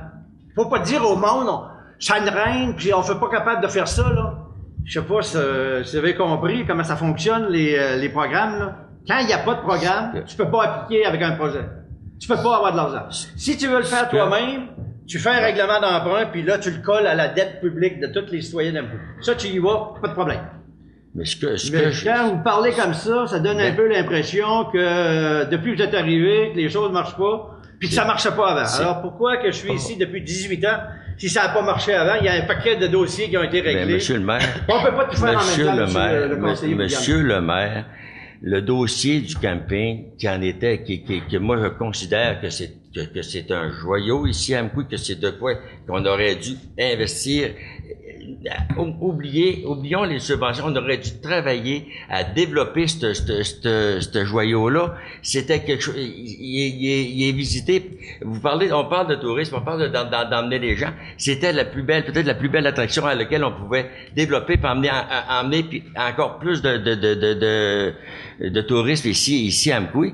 Puis on a oublié de travailler là-dessus. On a oublié de développer ce projet-là. Puis même si on est toujours en attente des subventions, peut-être année après année avoir mis un certain montant qui n'aurait pas été de façon à endetter la ville d'Amqui. Possiblement que notre camping, on aurait pu l'améliorer de façon à ce que là, on n'aurait pas 3 millions de mettre dessus présentement. C'est votre point de vue, Monsieur Normand, là. Avant que vous arriviez avec la récente élection de 2013, là, et Monsieur le DG peut en témoigner, là, il y a eu des démarches de la ville d'Amqui pour aller sur le programme infrastructure PIQM, ou en tout cas, c'était volet 2 ou 3. Monsieur Antonin est aussi au fait. Ben, on est tombé dans le vide, comme M. Harper a décidé qu'il fermait ce volet-là. Ça a même fermé le volet pour l'aéroport de Montjoly. Puis tous ceux-là qui avaient des projets en espérant qu'ils allaient sortir de l'argent dans ce volet-là. On s'est fait dire non. Est-ce qu'on a travaillé? Moi, je vous dis que oui, on a travaillé. Fait que ne dites pas au monde d'Amqui qu'il n'y a rien qui se fait, puis ça traîne, puis c'est ci, puis c'est ça. Il faut travailler avec des volets. Moi, c'est pas vrai que je vais m'embarquer dans les dossiers. Quand je suis arrivé à la ville d'Amqui, j'ai dit... On va rénover l'aréna à condition de trouver des argents pour faire en sorte que la facture soit pas à la pleine charge de la population d'Amqui. C'est ce qui a été fait. OK? Et à chaque dossier, c'est ce qui a été fait, que ce soit le centre récréatif, que ce soit la salle Jean Cossette, que ce soit les travaux dans la ville. Il y a des gens ici qui peuvent en témoigner. Fait que c'est biaisé un peu de laisser croire aux gens que on va dire, le maire d'Amqui se traîne les pieds dans toutes sortes d'affaires. Monsieur le maire, vous interprétez des choses que je n'ai pas dites. Mais il y a une façon de dire les choses. Il y a une façon de dire les choses, monsieur le conseiller. Monsieur le maire, je pense pas d'avoir biaisé quoi que ce soit. La seule affaire que j'ai dit, c'est que si on avait pris un certain montant, qui n'aurait pas mis le budget de la ville d'Amqui en péril, qui n'aurait pas augmenté la dette, mais qu'on aurait pu intégrer à l'intérieur de notre budget et l'investir dans notre camping, on a toujours arrêté d'attendre après les subventions. Si les subventions avaient venu par la suite, ça aurait été super. Quand vous arrivez, monsieur le conseiller, quand on arrive en processus budgétaire, vous avez eu à vivre la confection de budget, là. Et il y a toujours une liste de nombreuses choses qu'on pourrait faire tout en même temps. Puis les choix sont douloureux, puis sont faits à la majorité des membres du conseil. OK? Fait que ce soit avant ou selon votre présence depuis 2013, votre retour en... Excusez-moi, monsieur le maire, est-ce que je peux intervenir comme citoyen? Ben là, je sais pas, là... Regarde, ce que j'aimerais, c'est que les conseillers comprennent à un moment donné qu'un projet national, c'est pas la même chose qu'un projet municipal. Est-ce que tout le monde dans la salle a compris à l'heure actuelle?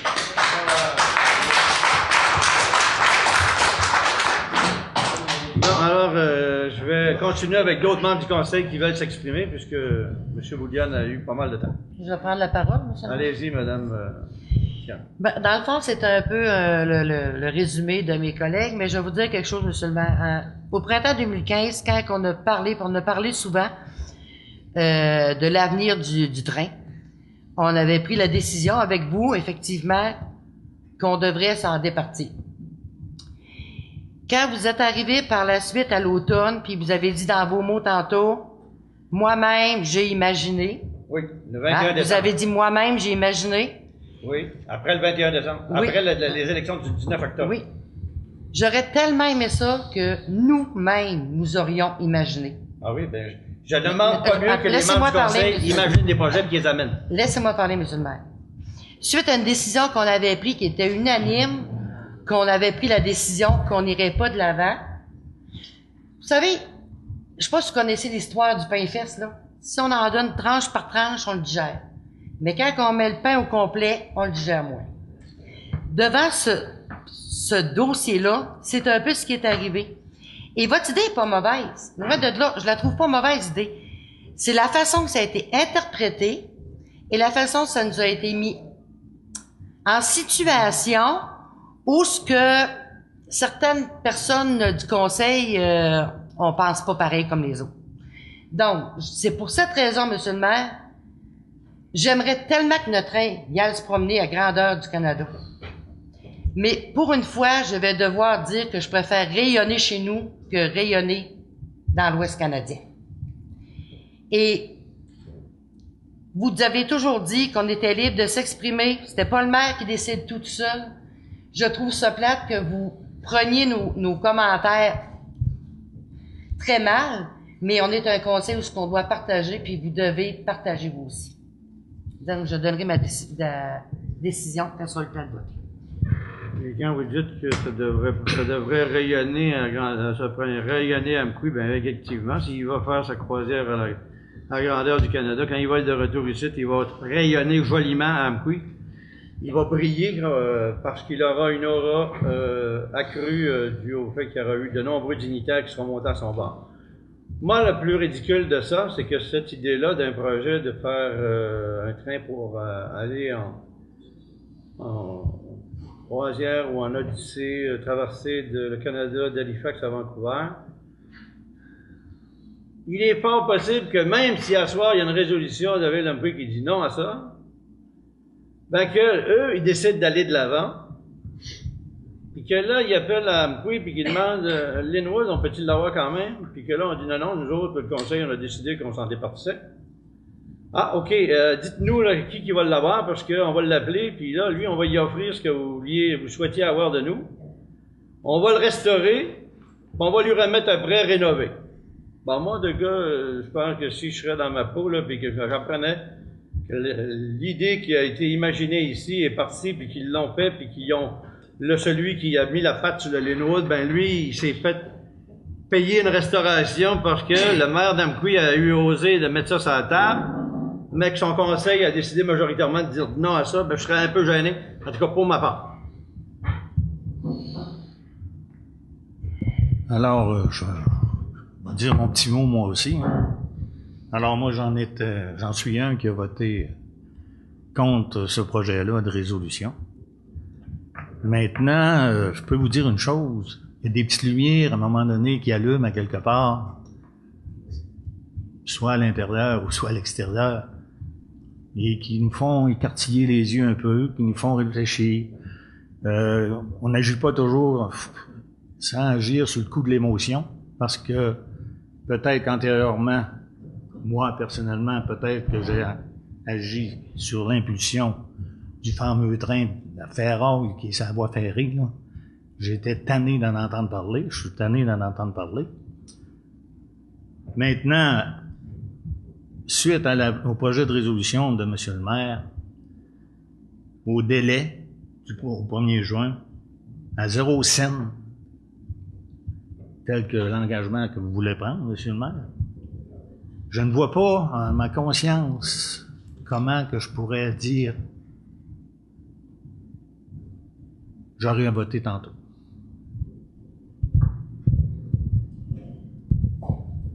Moi, le patrimoine, là, j'ai passé ma vie dans le milieu hospitalier. quand je regarde l'hôpital d'Amqui, a été construit en 60.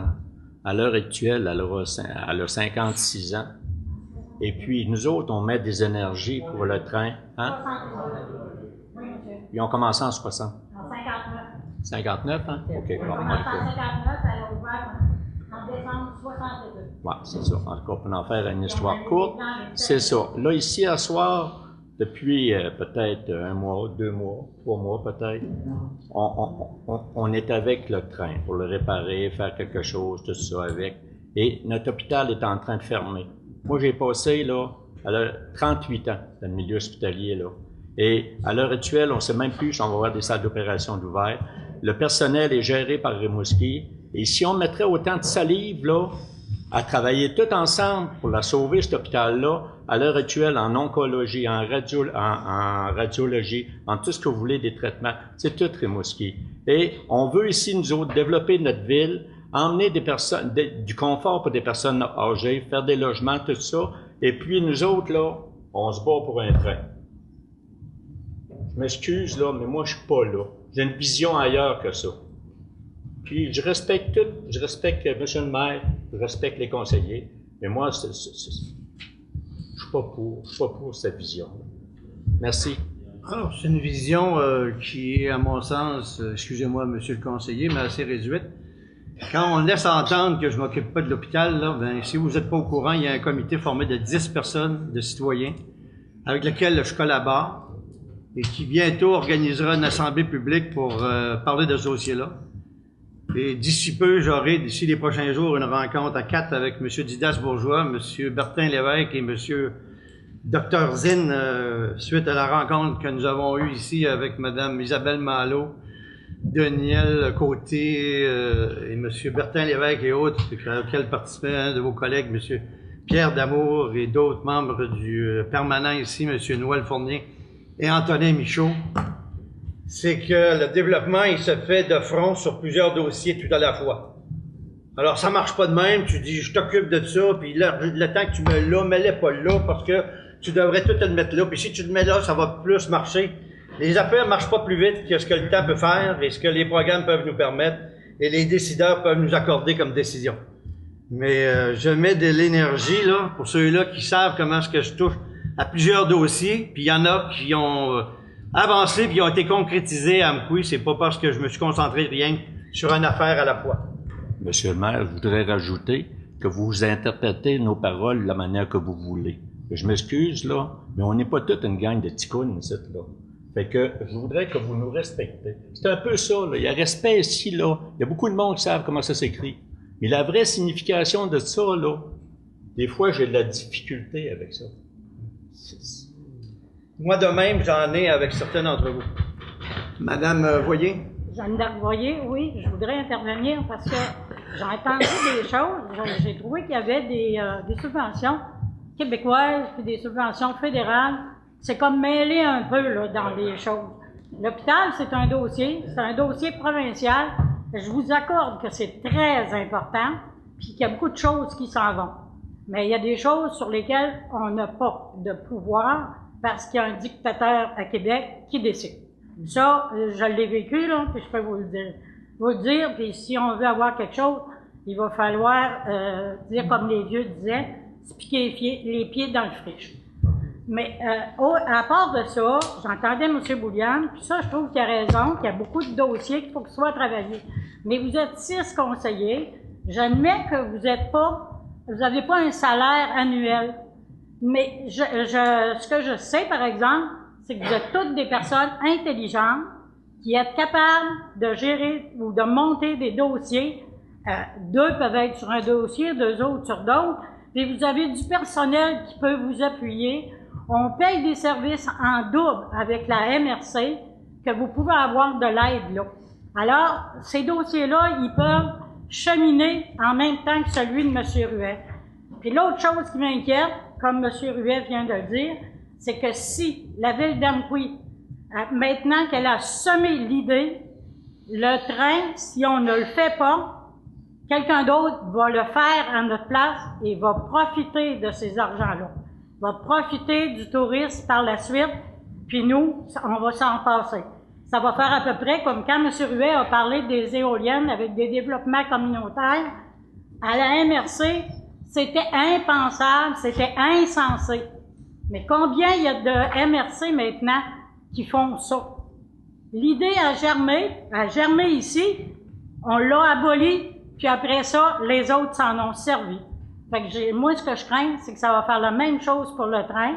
Puis le 800 000 que Patrimoine Canada vont mettre là, c'est pas un 800 000 qu'ils vont répartir à travers la population du Canada si ils le mettent pas là-dessus, parce qu'ils vont se trouver un autre projet qu'ils vont faire pour promouvoir le Canada pendant le 150e, puis ils vont avoir raison.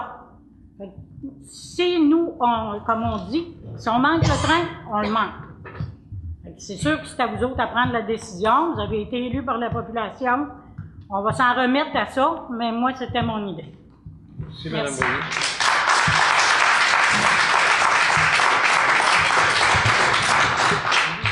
Monsieur le maire, moi, à soir, en venant ici, je voulais voir, j'étais surpris de ce que j'ai lu dans l'avant-poste. Et je vous avoue honnêtement que j'ai honte à soir de rester à Amqui.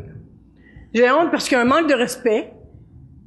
Moi, ce que j'ai trouvé dommage, monsieur le maire, et je tiens à le dire, 5 conseillers, c'est des menteurs. Ça, je ne sais pas si vos paroles ont dépassé votre pensée. Je n'ai pas utilisé le mot menteur, c'est vous qui l'utilisez. Non, j'aurais dû amener l'avant-poste, il était dessus. Bon, regarde, moi je vous dis pas que vous avez pas des bonnes idées. Là, je parle pas des idées. Je parle de pourquoi c'est rendu comme ça aujourd'hui.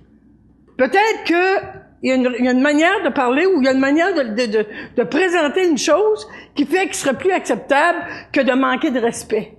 Moi, aujourd'hui, c'est ce que j'ai lu dans l'avant-poste. Si j'étais conseiller en avant, je vous dirais non. Parce que je suis un menteur. Alors là, c'est pour ça que je veux dire, j'ai honte aujourd'hui, parce que je pensais que le conseil qu'on a élu, qui fait une maudite belle job, et vous du temps, vous avez fait des belles jobs. On parlait, plusieurs ont ri de vous pour vos ponts. Bravo pour les ponts. Si vous voyez les entrées en Amqui, là, qui sont des ponts couverts, bravo! Vous n'avez fait des belles choses. Mais là, on dirait que, je sais pas qu'est-ce qui se passe, mais le respect n'est plus là. Et je pense que vous allez avoir vos conseillers en les respectant. Merci. OK. Alors là, on n'est pas en période de questions. On va devoir terminer avec les participations de la salle. Là. Mais pour répondre à Monsieur le maire. On va laisser terminer. Mme Paul devait venir. Là. Il faut passer à travers de ça. Là. C'est pas la période de questions et de commentaires de la salle. J'en ai accepté une couple. Mme Paul. Bon, ben moi, vous savez que je suis en faveur parce que j'ai toujours dit depuis le début, si ça coûte rien, on va l'envoyer, il reviendra, point à la ligne. Si ça coûte de quoi, on met pas d'argent dessus. Et là, faut pas mélanger les pommes et les oranges. C'est pas parce qu'on aura une subvention d'un bord qu'on n'aura pas de l'autre. C'est certain que Patrimoine Canada, ils vont en donner une. Et c'est pas encore fait que c'est nous autres qui vont l'avoir. Mais pourquoi pas en profiter si on peut? Alors, moi, c'est sûr que je l'ai appuyé, puis je vais continuer de l'appuyer. Je fais le constat, je pense que tout le monde a parlé. Ouais. Alors, je vais y aller moi-même en demandant le vote. Qui sont en faveur de la proposition de surseoir, d'accorder un délai avant d'enclencher un processus de disposition du Littlewood pour permettre au projet Train Océan 150 d'être reçu et analysé par les autorités de Patrimoine Canada et des autres partenaires possibles sur ce projet-là. Alors que ceux-là qui sont en faveur lèvent la main.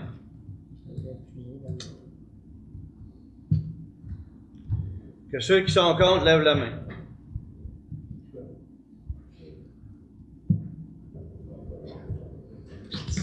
Alors, j'aimerais mettre un commentaire, Monsieur le maire, suite à ce vote.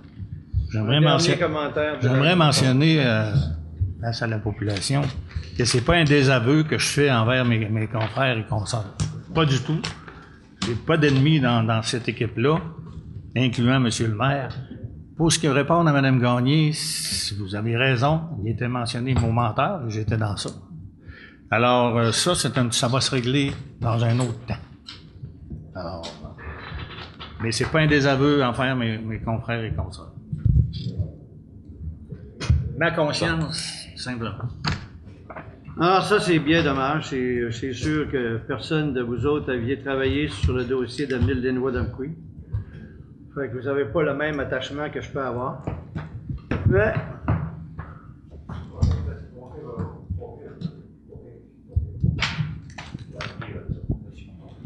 Alors, nous sommes au 5.4, assurance collective, acceptation des conditions.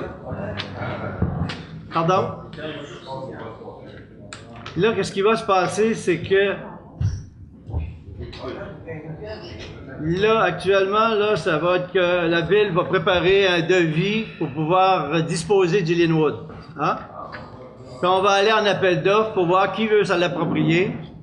Et puis, il héritera d'un wagon avec une histoire incroyable qui aurait pu contribuer à faire d'Amqui avec le site de la gare et de ce qui vient d'être un lieu un lieu d'arrêt important. Bon.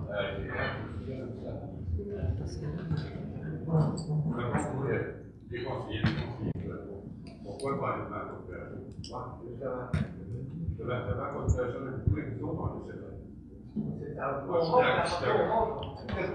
mais ça, non, mais ça, c'est un genre de référendum, oui, mais...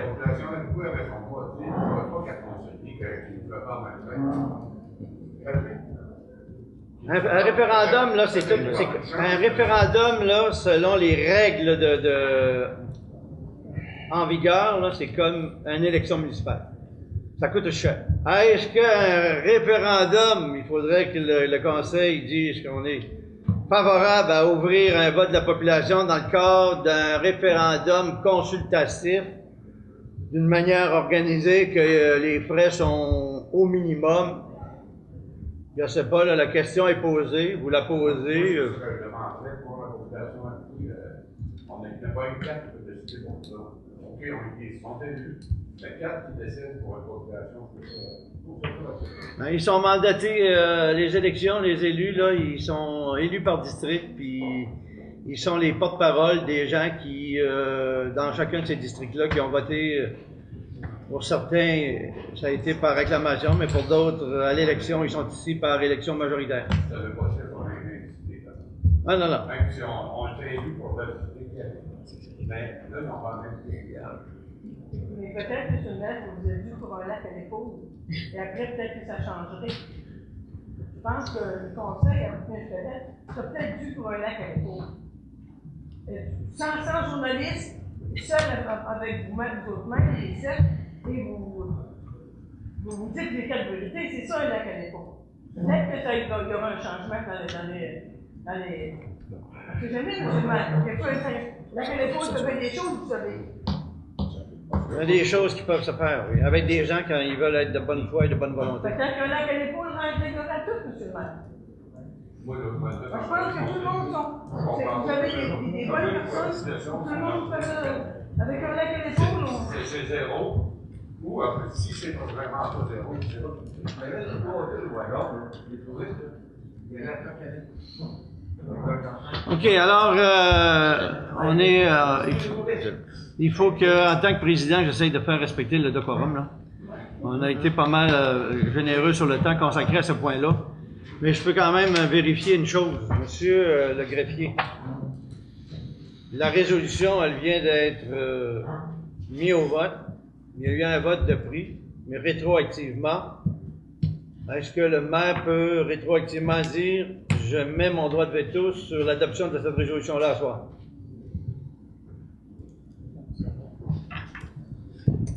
Un peu comme il avait été fait là, quand il y avait eu de la résolution là, de M. Normand Bouliane, il y a eu le vote, vous avez eu le droit de veto, si je me rappelle bien.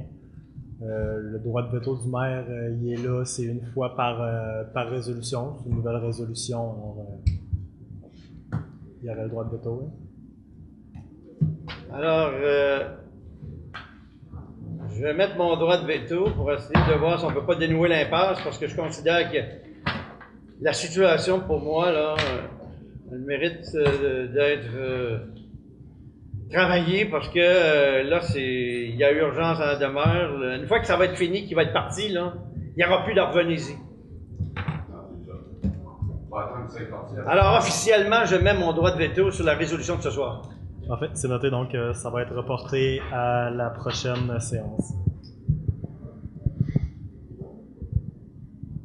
Je passe à 5.4. L'assurance collective, acceptation des conditions de renouvellement pour le regroupement du Lac-Saint-Jean, Bas-Saint-Laurent, Gaspésie et Côte-Nord pour la période débutant le 1er avril 2016. En fait, c'est un geste administratif. On fait partie d'un regroupement et vous avez les conditions de renouvellement.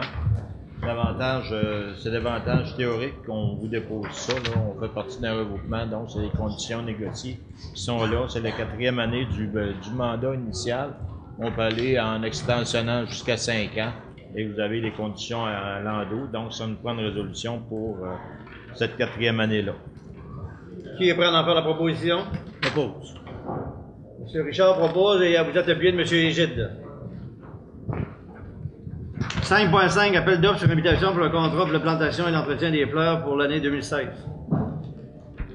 Oui, c'est le contrat annuel qu'on donne à toutes les années pour l'entretien et la plantation des fleurs. Donc, c'est un contrat d'1 an sur invitation. Il y avait 3 entreprises invitées. Les entreprises D. Lebrun, Maurice Bélanger, paysagiste, et Pépinière Paramé. On a reçu 2 soumissions conformes, 2 soumissions seulement aussi, de toute façon. Donc, après analyse des soumissions, nous vous recommandons d'accepter l'offre des entreprises D. Lebrun au montant de 18 678,84 $, taxes incluses, qui est conforme aux exigences demandées. Alors, qui est prêt à en faire la proposition? Madame Paul? Non, je demande le vote, là. Je vais demander le vote là-dessus. Vous demandez le vote? Oui. Sur... Pour faire la proposition. Monsieur le directeur vient de nous dire qu'on a l'obligation d'accepter la plus basse soumission. C'est ça. En bas de 25 000. Alors, vous proposez, M. Pierre? Alors, qui vous appuie? M. Égide vous appuie. Excusez-moi, Mme Diane. Vous en reprendrez au prochain. 5.6, appel d'offres sur invitation pour le matériel scénique pour l'Agora, l'achat numéro 2, adjudication du contrat. Donc, il s'agit de la phase 2 pour le matériel prévu pour l'Agora. Nous avons fait faire des soumissions. Je tiens à souligner que c'est la plus basse soumission que nous recommandons.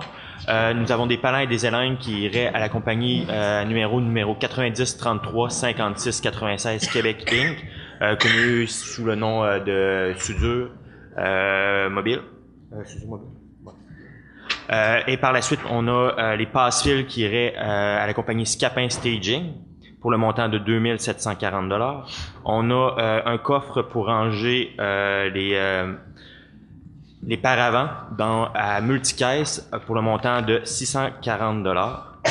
On a une tente à l'effigie de la ville d'Amqui, 10 par 10 de qualité professionnelle qui irait à supervision au montant de 5 045 $.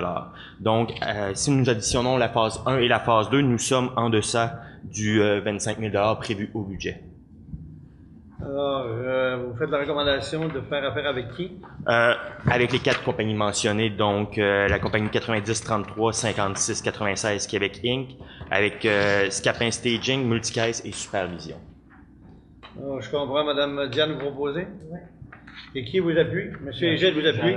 Une question posée à M. Jonathan, s'il vous plaît. Allez-y. M.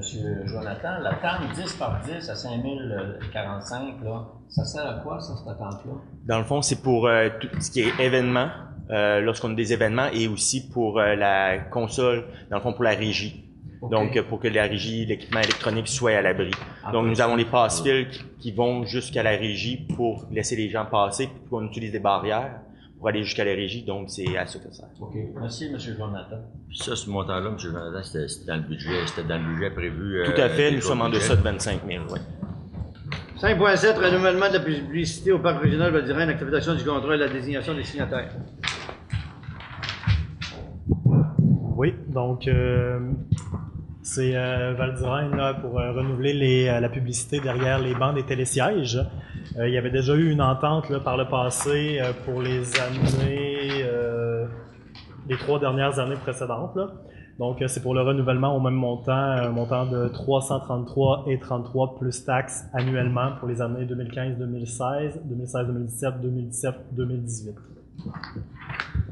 OK, et prêt à en faire la proposition. M. Égide proposé, Mme Paul vous appuie. Ressources humaines, la confirmation de l'embauche de Mme Anne-Sophie Boily à titre de monitrice au service des loisirs. Oui, vous avez une recommandation de Marie-Pierre Morin au niveau du service de ressources humaines concernant qu'elle a les qualifications pour être monitrice au niveau de la piscine municipale et elle a les qualifications requises. Qui est prêt à en faire la proposition? Oui. Mme Paul et appuyé de Mme Diane. En 7, travaux publics, aucun point inscrit ce soir. En 8, en urbanisme, émission des permis statistiques. Alors, c'est un document d'information. Oui, exactement, qui est disponible à la population sur demande. De façon synthèse, on se maintient. Il y a, au niveau des résidences unifamiliales avec service, il y a un ralentissement, un léger ralentissement. Dans les sans-service, c'est la même chose, là. Dans les maisons mobiles, ben c'est le calme plat, je pourrais vous dire. Dans les résidences bifamiliales et multifamiliales, il y a un ralentissement. C'est là qu'il y a une croissance de notre population là évidente. Habitation communautaire, là, ça fait longtemps qu'on n'a pas joué dans des projets. C'est la dernière fois qu'il y a eu des constructions, 2006. C'est des signes. En fait, en bref, ça représente quoi, de millions, combien de millions pour l'année dernière? Ouais, l'année passée, on est 2015, excusez. On est pour un coût de projet total de 12 millions à peu près. 12 millions de nouvelles richesses foncières, ouais. Ou en fait de dépenses faites dans des améliorations. Oui, c'est ça, c'est disponible à la population sur demande. Alors, avis à ceux qui veulent en voir plus en détail, le document est disponible. En 9, en loisirs et culture, l'exposition de Mme Martine Côtine, son nom d'artiste, originaire d'Amqui, pour la désignation des signataires pour le contrat d'exposition à être fait dans cet hôtel de ville en juillet et un peu en août prochain. Oui, donc il s'agit d'un contrat d'exposition d'art visuel entre la ville d'Amqui, représenté par M. Gaétan Ruet, et maire de la ville d'Amqui, et Madame Contine, maître aux beaux-arts à IBAQ. Donc, c'est pour désigner un désignataire qui est M. Ruet, maire d'Amqui. Qui est prêt à faire la proposition? Madame Paul proposée, qui vous appuie? M. Richard vous appuie. En 10, quelques demandes de dons et de commander une première de CPA Mirabel d'Amqui. Madame Diane, à vous. Le club de patinage artistique Mirabel d'Amqui demande 2 dons pour des patineuses, soit Alison Morin et Elodie Gay-Ouellette, qui se sont qualifiés parmi les 3 meilleurs de leur catégorie dans le réseau régional Gaspé et la Pocatière. Celles-ci se rendront à la compétition finale provinciale Star Michel Proulx, qui aura lieu du 25 au 28 février 2016 à Saint-Jean-sur-le-Richelieu. Les montants demandés sont 800 $ pour Alison et aucun montant de spécifié pour Elodie. Après analyse de la demande et afin d'être équitable envers tous les clubs qui sollicitent la ville d'Amqui, le comité recommande au conseil municipal d'accorder une somme de 500 $ au club de patinage Mirabel d'Amqui et le montant pourra être distribué entre les 2 patineuses ou à la discrétion de l'organisme. Qui est prêt à faire la proposition? On va faire la proposition. Monsieur Eugène, vous proposez. Qui vous appuie? Madame Paul vous appuie. Suivant, Madame... Une deuxième demande nous vient le club d'hockey mineur de la Vallée organise la soirée chasse et pêche à Amqui le 31 mars prochain à la salle communautaire d'Amqui. Les fonds amassés serviront à la campagne de financement du hockey mineur de la Vallée. Le montant demandé par l'organisme représente les coûts de la location de la salle communautaire, soit 225 $. Les membres du comité d'analyse des dons recommandent au conseil municipal de verser un don montant de 225 $ afin d'aider le club de hockey mineur de la Vallée à défrayer les coûts pour la location de la salle lors de la soirée du 31 mars 2016. Qui est prêt à faire la proposition? Monsieur Richard, vous proposez. Qui vous appuie? Madame Paul vous appuie. Troisième point, le défi de la Vallée. Défier la Vallée a pour mandat de tenir une planification annuelle pour permettre aux matapédiens de bonifier leur pratique de l'activité physique et développer de saines habitudes de vie. Des prix sous forme de chèques cadeaux sont remis chaque mois aux participants par tirage au sort, en plus de grands tirages annuels. Comme par les années passées, l'organisme demande à la ville d'Amqui une contribution financière au montant de 500 $. Les membres du comité d'analyse de dons recommandent au conseil municipal d'accorder à Défier la Vallée un montant de 500 $, tel que le permet le budget des dons. Quelqu'un me proposé? Monsieur Normand proposé. Qui vous appuie? Pas d'appuyeur là-dessus? Oui. Monsieur Égide, vous appuyez? Fait que, une dernière? Une dernière. Le Centre de femmes de la Vallée nous demande la gratuité de la salle pour la tenue de la Journée de la femme. Donc, le comité de don est d'accord pour que la salle soit gratuite, pour la journée du 8 mars pour le Centre de femmes. Qui est prêt à en faire la proposition? Madame Paul. Et vous êtes appuyé par M. Richard. 11. Diverses représentations, congrès et formations. 11.1. La formation méthode sans trancher le 3 mars prochain à Rivière-du-Loup. Oui, c'est une demande de déplacement pour la formation qui va se passer à Rivière-du-Loup. Ça en était une qui était supposée d'être à Rimouski le 28 février, qui a été annulée. Pas assez d'inscriptions, donc elle va être déplacée à Rivière-du-Loup. Où est-ce qu'il va y avoir plus de participants, donc le prix d'inscription va diminuer. On va manger un petit peu l'éloignement. Oui. Alors, quelqu'un est-il prêt à faire proposition? M. Gilles proposé, qui vous appuie? M. Normand vous appuie. 11.2, le déplacement de Mme Marie-Pierre Morin au tribunal administratif du travail à Rimouski ce 27 juin prochain, dans quelques mois. Oui, on doit se présenter dans le cadre d'un dossier le 27 juin, donc il faut autoriser Marie-Pierre à l'aller. Alors, qui en fait la proposition? Propose. Proposé par M. Richard, qui vous appuie, Mme Diane vous appuie. En 11.3, une rencontre régionale de l'AQAIRS ce 25 février prochain à Rivière-du-Loup. Donc, c'est pour m'autoriser à faire un déplacement vers Rivière-du-Loup pour une rencontre au niveau de l'ACAR qu'on est membre. Donc, c'est pour un déplacement. Qui propose, M. Gide, vous proposez, qui vous appuie? Mme Diane vous appuie. 12, en affaires nouvelles, 12.1, un appui à la résolution de Sainte-Florence. Monsieur, en bref, je vais vous dire qu'est-ce qu'il y en est. La municipalité de Sainte-Florence, dans le contexte actuel au niveau de la forêt, où la tordeuse, des bourgeons d'épinettes s'attaquent, ne fait pas de discernement entre les épinettes sur la forêt publique et sur la forêt privée. Le gouvernement a mis en place pour traiter ces peuplements sur forêt publique, mais les privés, eux autres, débrouillez-vous. Ça fait que, alors qu'une très large portion du territoire matapédien, c'est entre les mains de nos gens de chez nous, un peu dans chacune de nos paroisses. Sûrement des gens d'Amqui qui ont des lots privés à gauche ou à droite et qui sont attaqués par la tordeuse. Et donc, la municipalité de Saint-Florence dit que, par résolution, elle fait une demande au ministre responsable que des argents soient mis à la disposition, ou un programme, ou un aide, en tout cas, pour venir aider les propriétaires privés qui puissent bénéficier eux aussi d'un traitement contre la tordeuse des bourgeons d'épinettes sur leur peuplement de conifères, sur leur lot boisé. Alors, l'idée, c'est est-ce que la ville d'Amqui est prête à appuyer la démarche de la ville de Sainte-Florence, la municipalité de Sainte-Florence, dans le même sens? Si oui, je prendrai quelqu'un pour proposer. Proposé par Monsieur Richard et appuyé de Monsieur Égide. Et nous voici à la seconde période de questions et de commentaires. Moi, j'ai une question pour M. Boulienne par rapport au Linewood. J'imagine que vous seriez en mesure de demander au député fédéral si une subvention, par exemple, pour la Linewood pourrait déranger une subvention pour la passerelle. Parce que pour moi, c'est deux choses qui sont complètement différentes, puis je comprends pas comment ça que vous essayez de mettre ça ensemble. C'est un projet national, puis c'est un projet municipal. Je comprends, M. Bouchard, ce que vous voulez dire. Moi, ce que je dis dans ça, c'est que on a des priorités. Ça fait des années qu'on travaille sur des projets, qu'il n'y a rien qui aboutit. Puis là, on rembarque dans d'autres choses. Moi, là, j'aimerais ça qu'on arrête de se garrocher partout, qu'on règle nos dossiers, qu'on règle les dossiers les plus criants. Puis on a des dossiers qui sont criants. Une autre question. Mais Si supposons que vous avez mettons que vous n'avez pas la subvention, retardez le fait de retarder le Linewood, ça fait déjà combien d'années qu'il est sur la traque, qu'on le voit là et qu'il fait rien.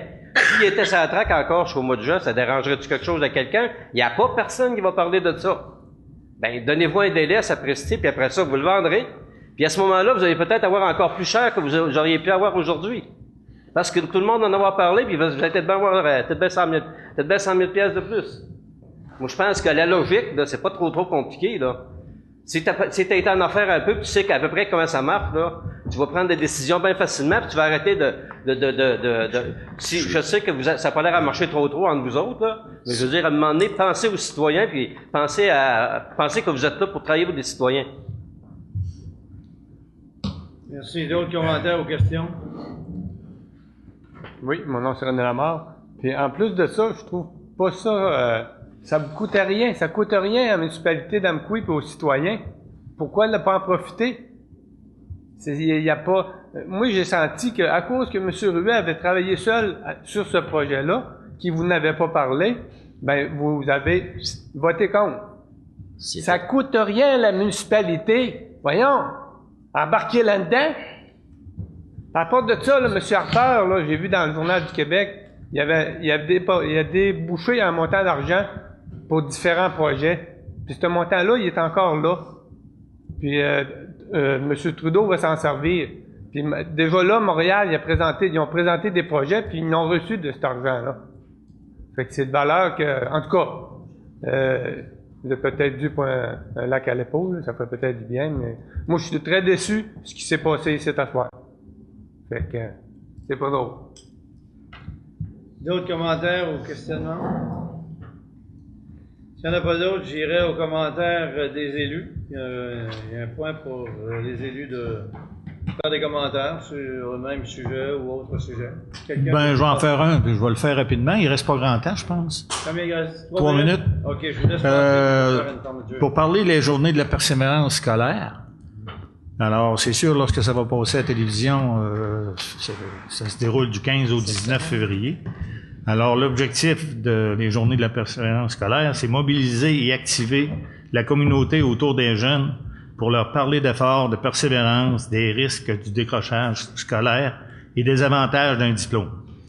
Mais il s'agit aussi de rappeler à la population que la persévérance scolaire, c'est l'affaire de tous et que chaque jeune a besoin d'encouragement quotidien. Alors, c'est pas juste du 15 au 19. Dans le fond, c'est à l'année qu'on devrait s'occuper de ça, du décrochage scolaire. Je sais pas si à la polyvalente, ils ont eu des activités ou des... Il y a des activités. J'aimerais ajouter dans vos propos, M. Richard, que nous bénéficions depuis quelques années ici, comme dans les régions du Bas-Saint-Laurent, du programme Cosmos. Et selon les statistiques et les données qui ont été recueillies, le programme Cosmos a permis de diminuer de 10% le décrochage scolaire dans la région du Bas-Saint-Laurent, ce qui est absolument incroyable. Et le programme Cosmos a eu de nombreux effets positifs dans ce sens-là. C'est un programme qui mérite d'être mieux connu de l'ensemble de la population. Alors, s'il n'y a pas d'autres commentaires, il reste que quand même, vous pourriez le faire, mais pour les bénéfices, c'est fini? Alors, je vais... Bon, est-ce que vous êtes prêts à lever la séance? Non, il faudrait la lever. Hein? Quelqu'un veut-il la lever? Proposé par M. Richard et par Mme Diane, que cette séance est terminée. Et je saluerai la population d'Amqui et tout ça, et celles qui nous surveillent. Évidemment qu'il y a des moments que ça brasse un peu plus qu'à d'autres, mais est-ce qu'on peut dire qu'il ne se passe rien à l'hôtel de ville d'Amqui? Le constat, on doit dire qu'il se passe des choses. Alors, je vous remercie d'être fidèles à l'écoute des séances du Conseil de ville d'Amqui à chaque 15 jours et on vous donne rendez-vous pour la prochaine, le 7 mars prochain. Merci.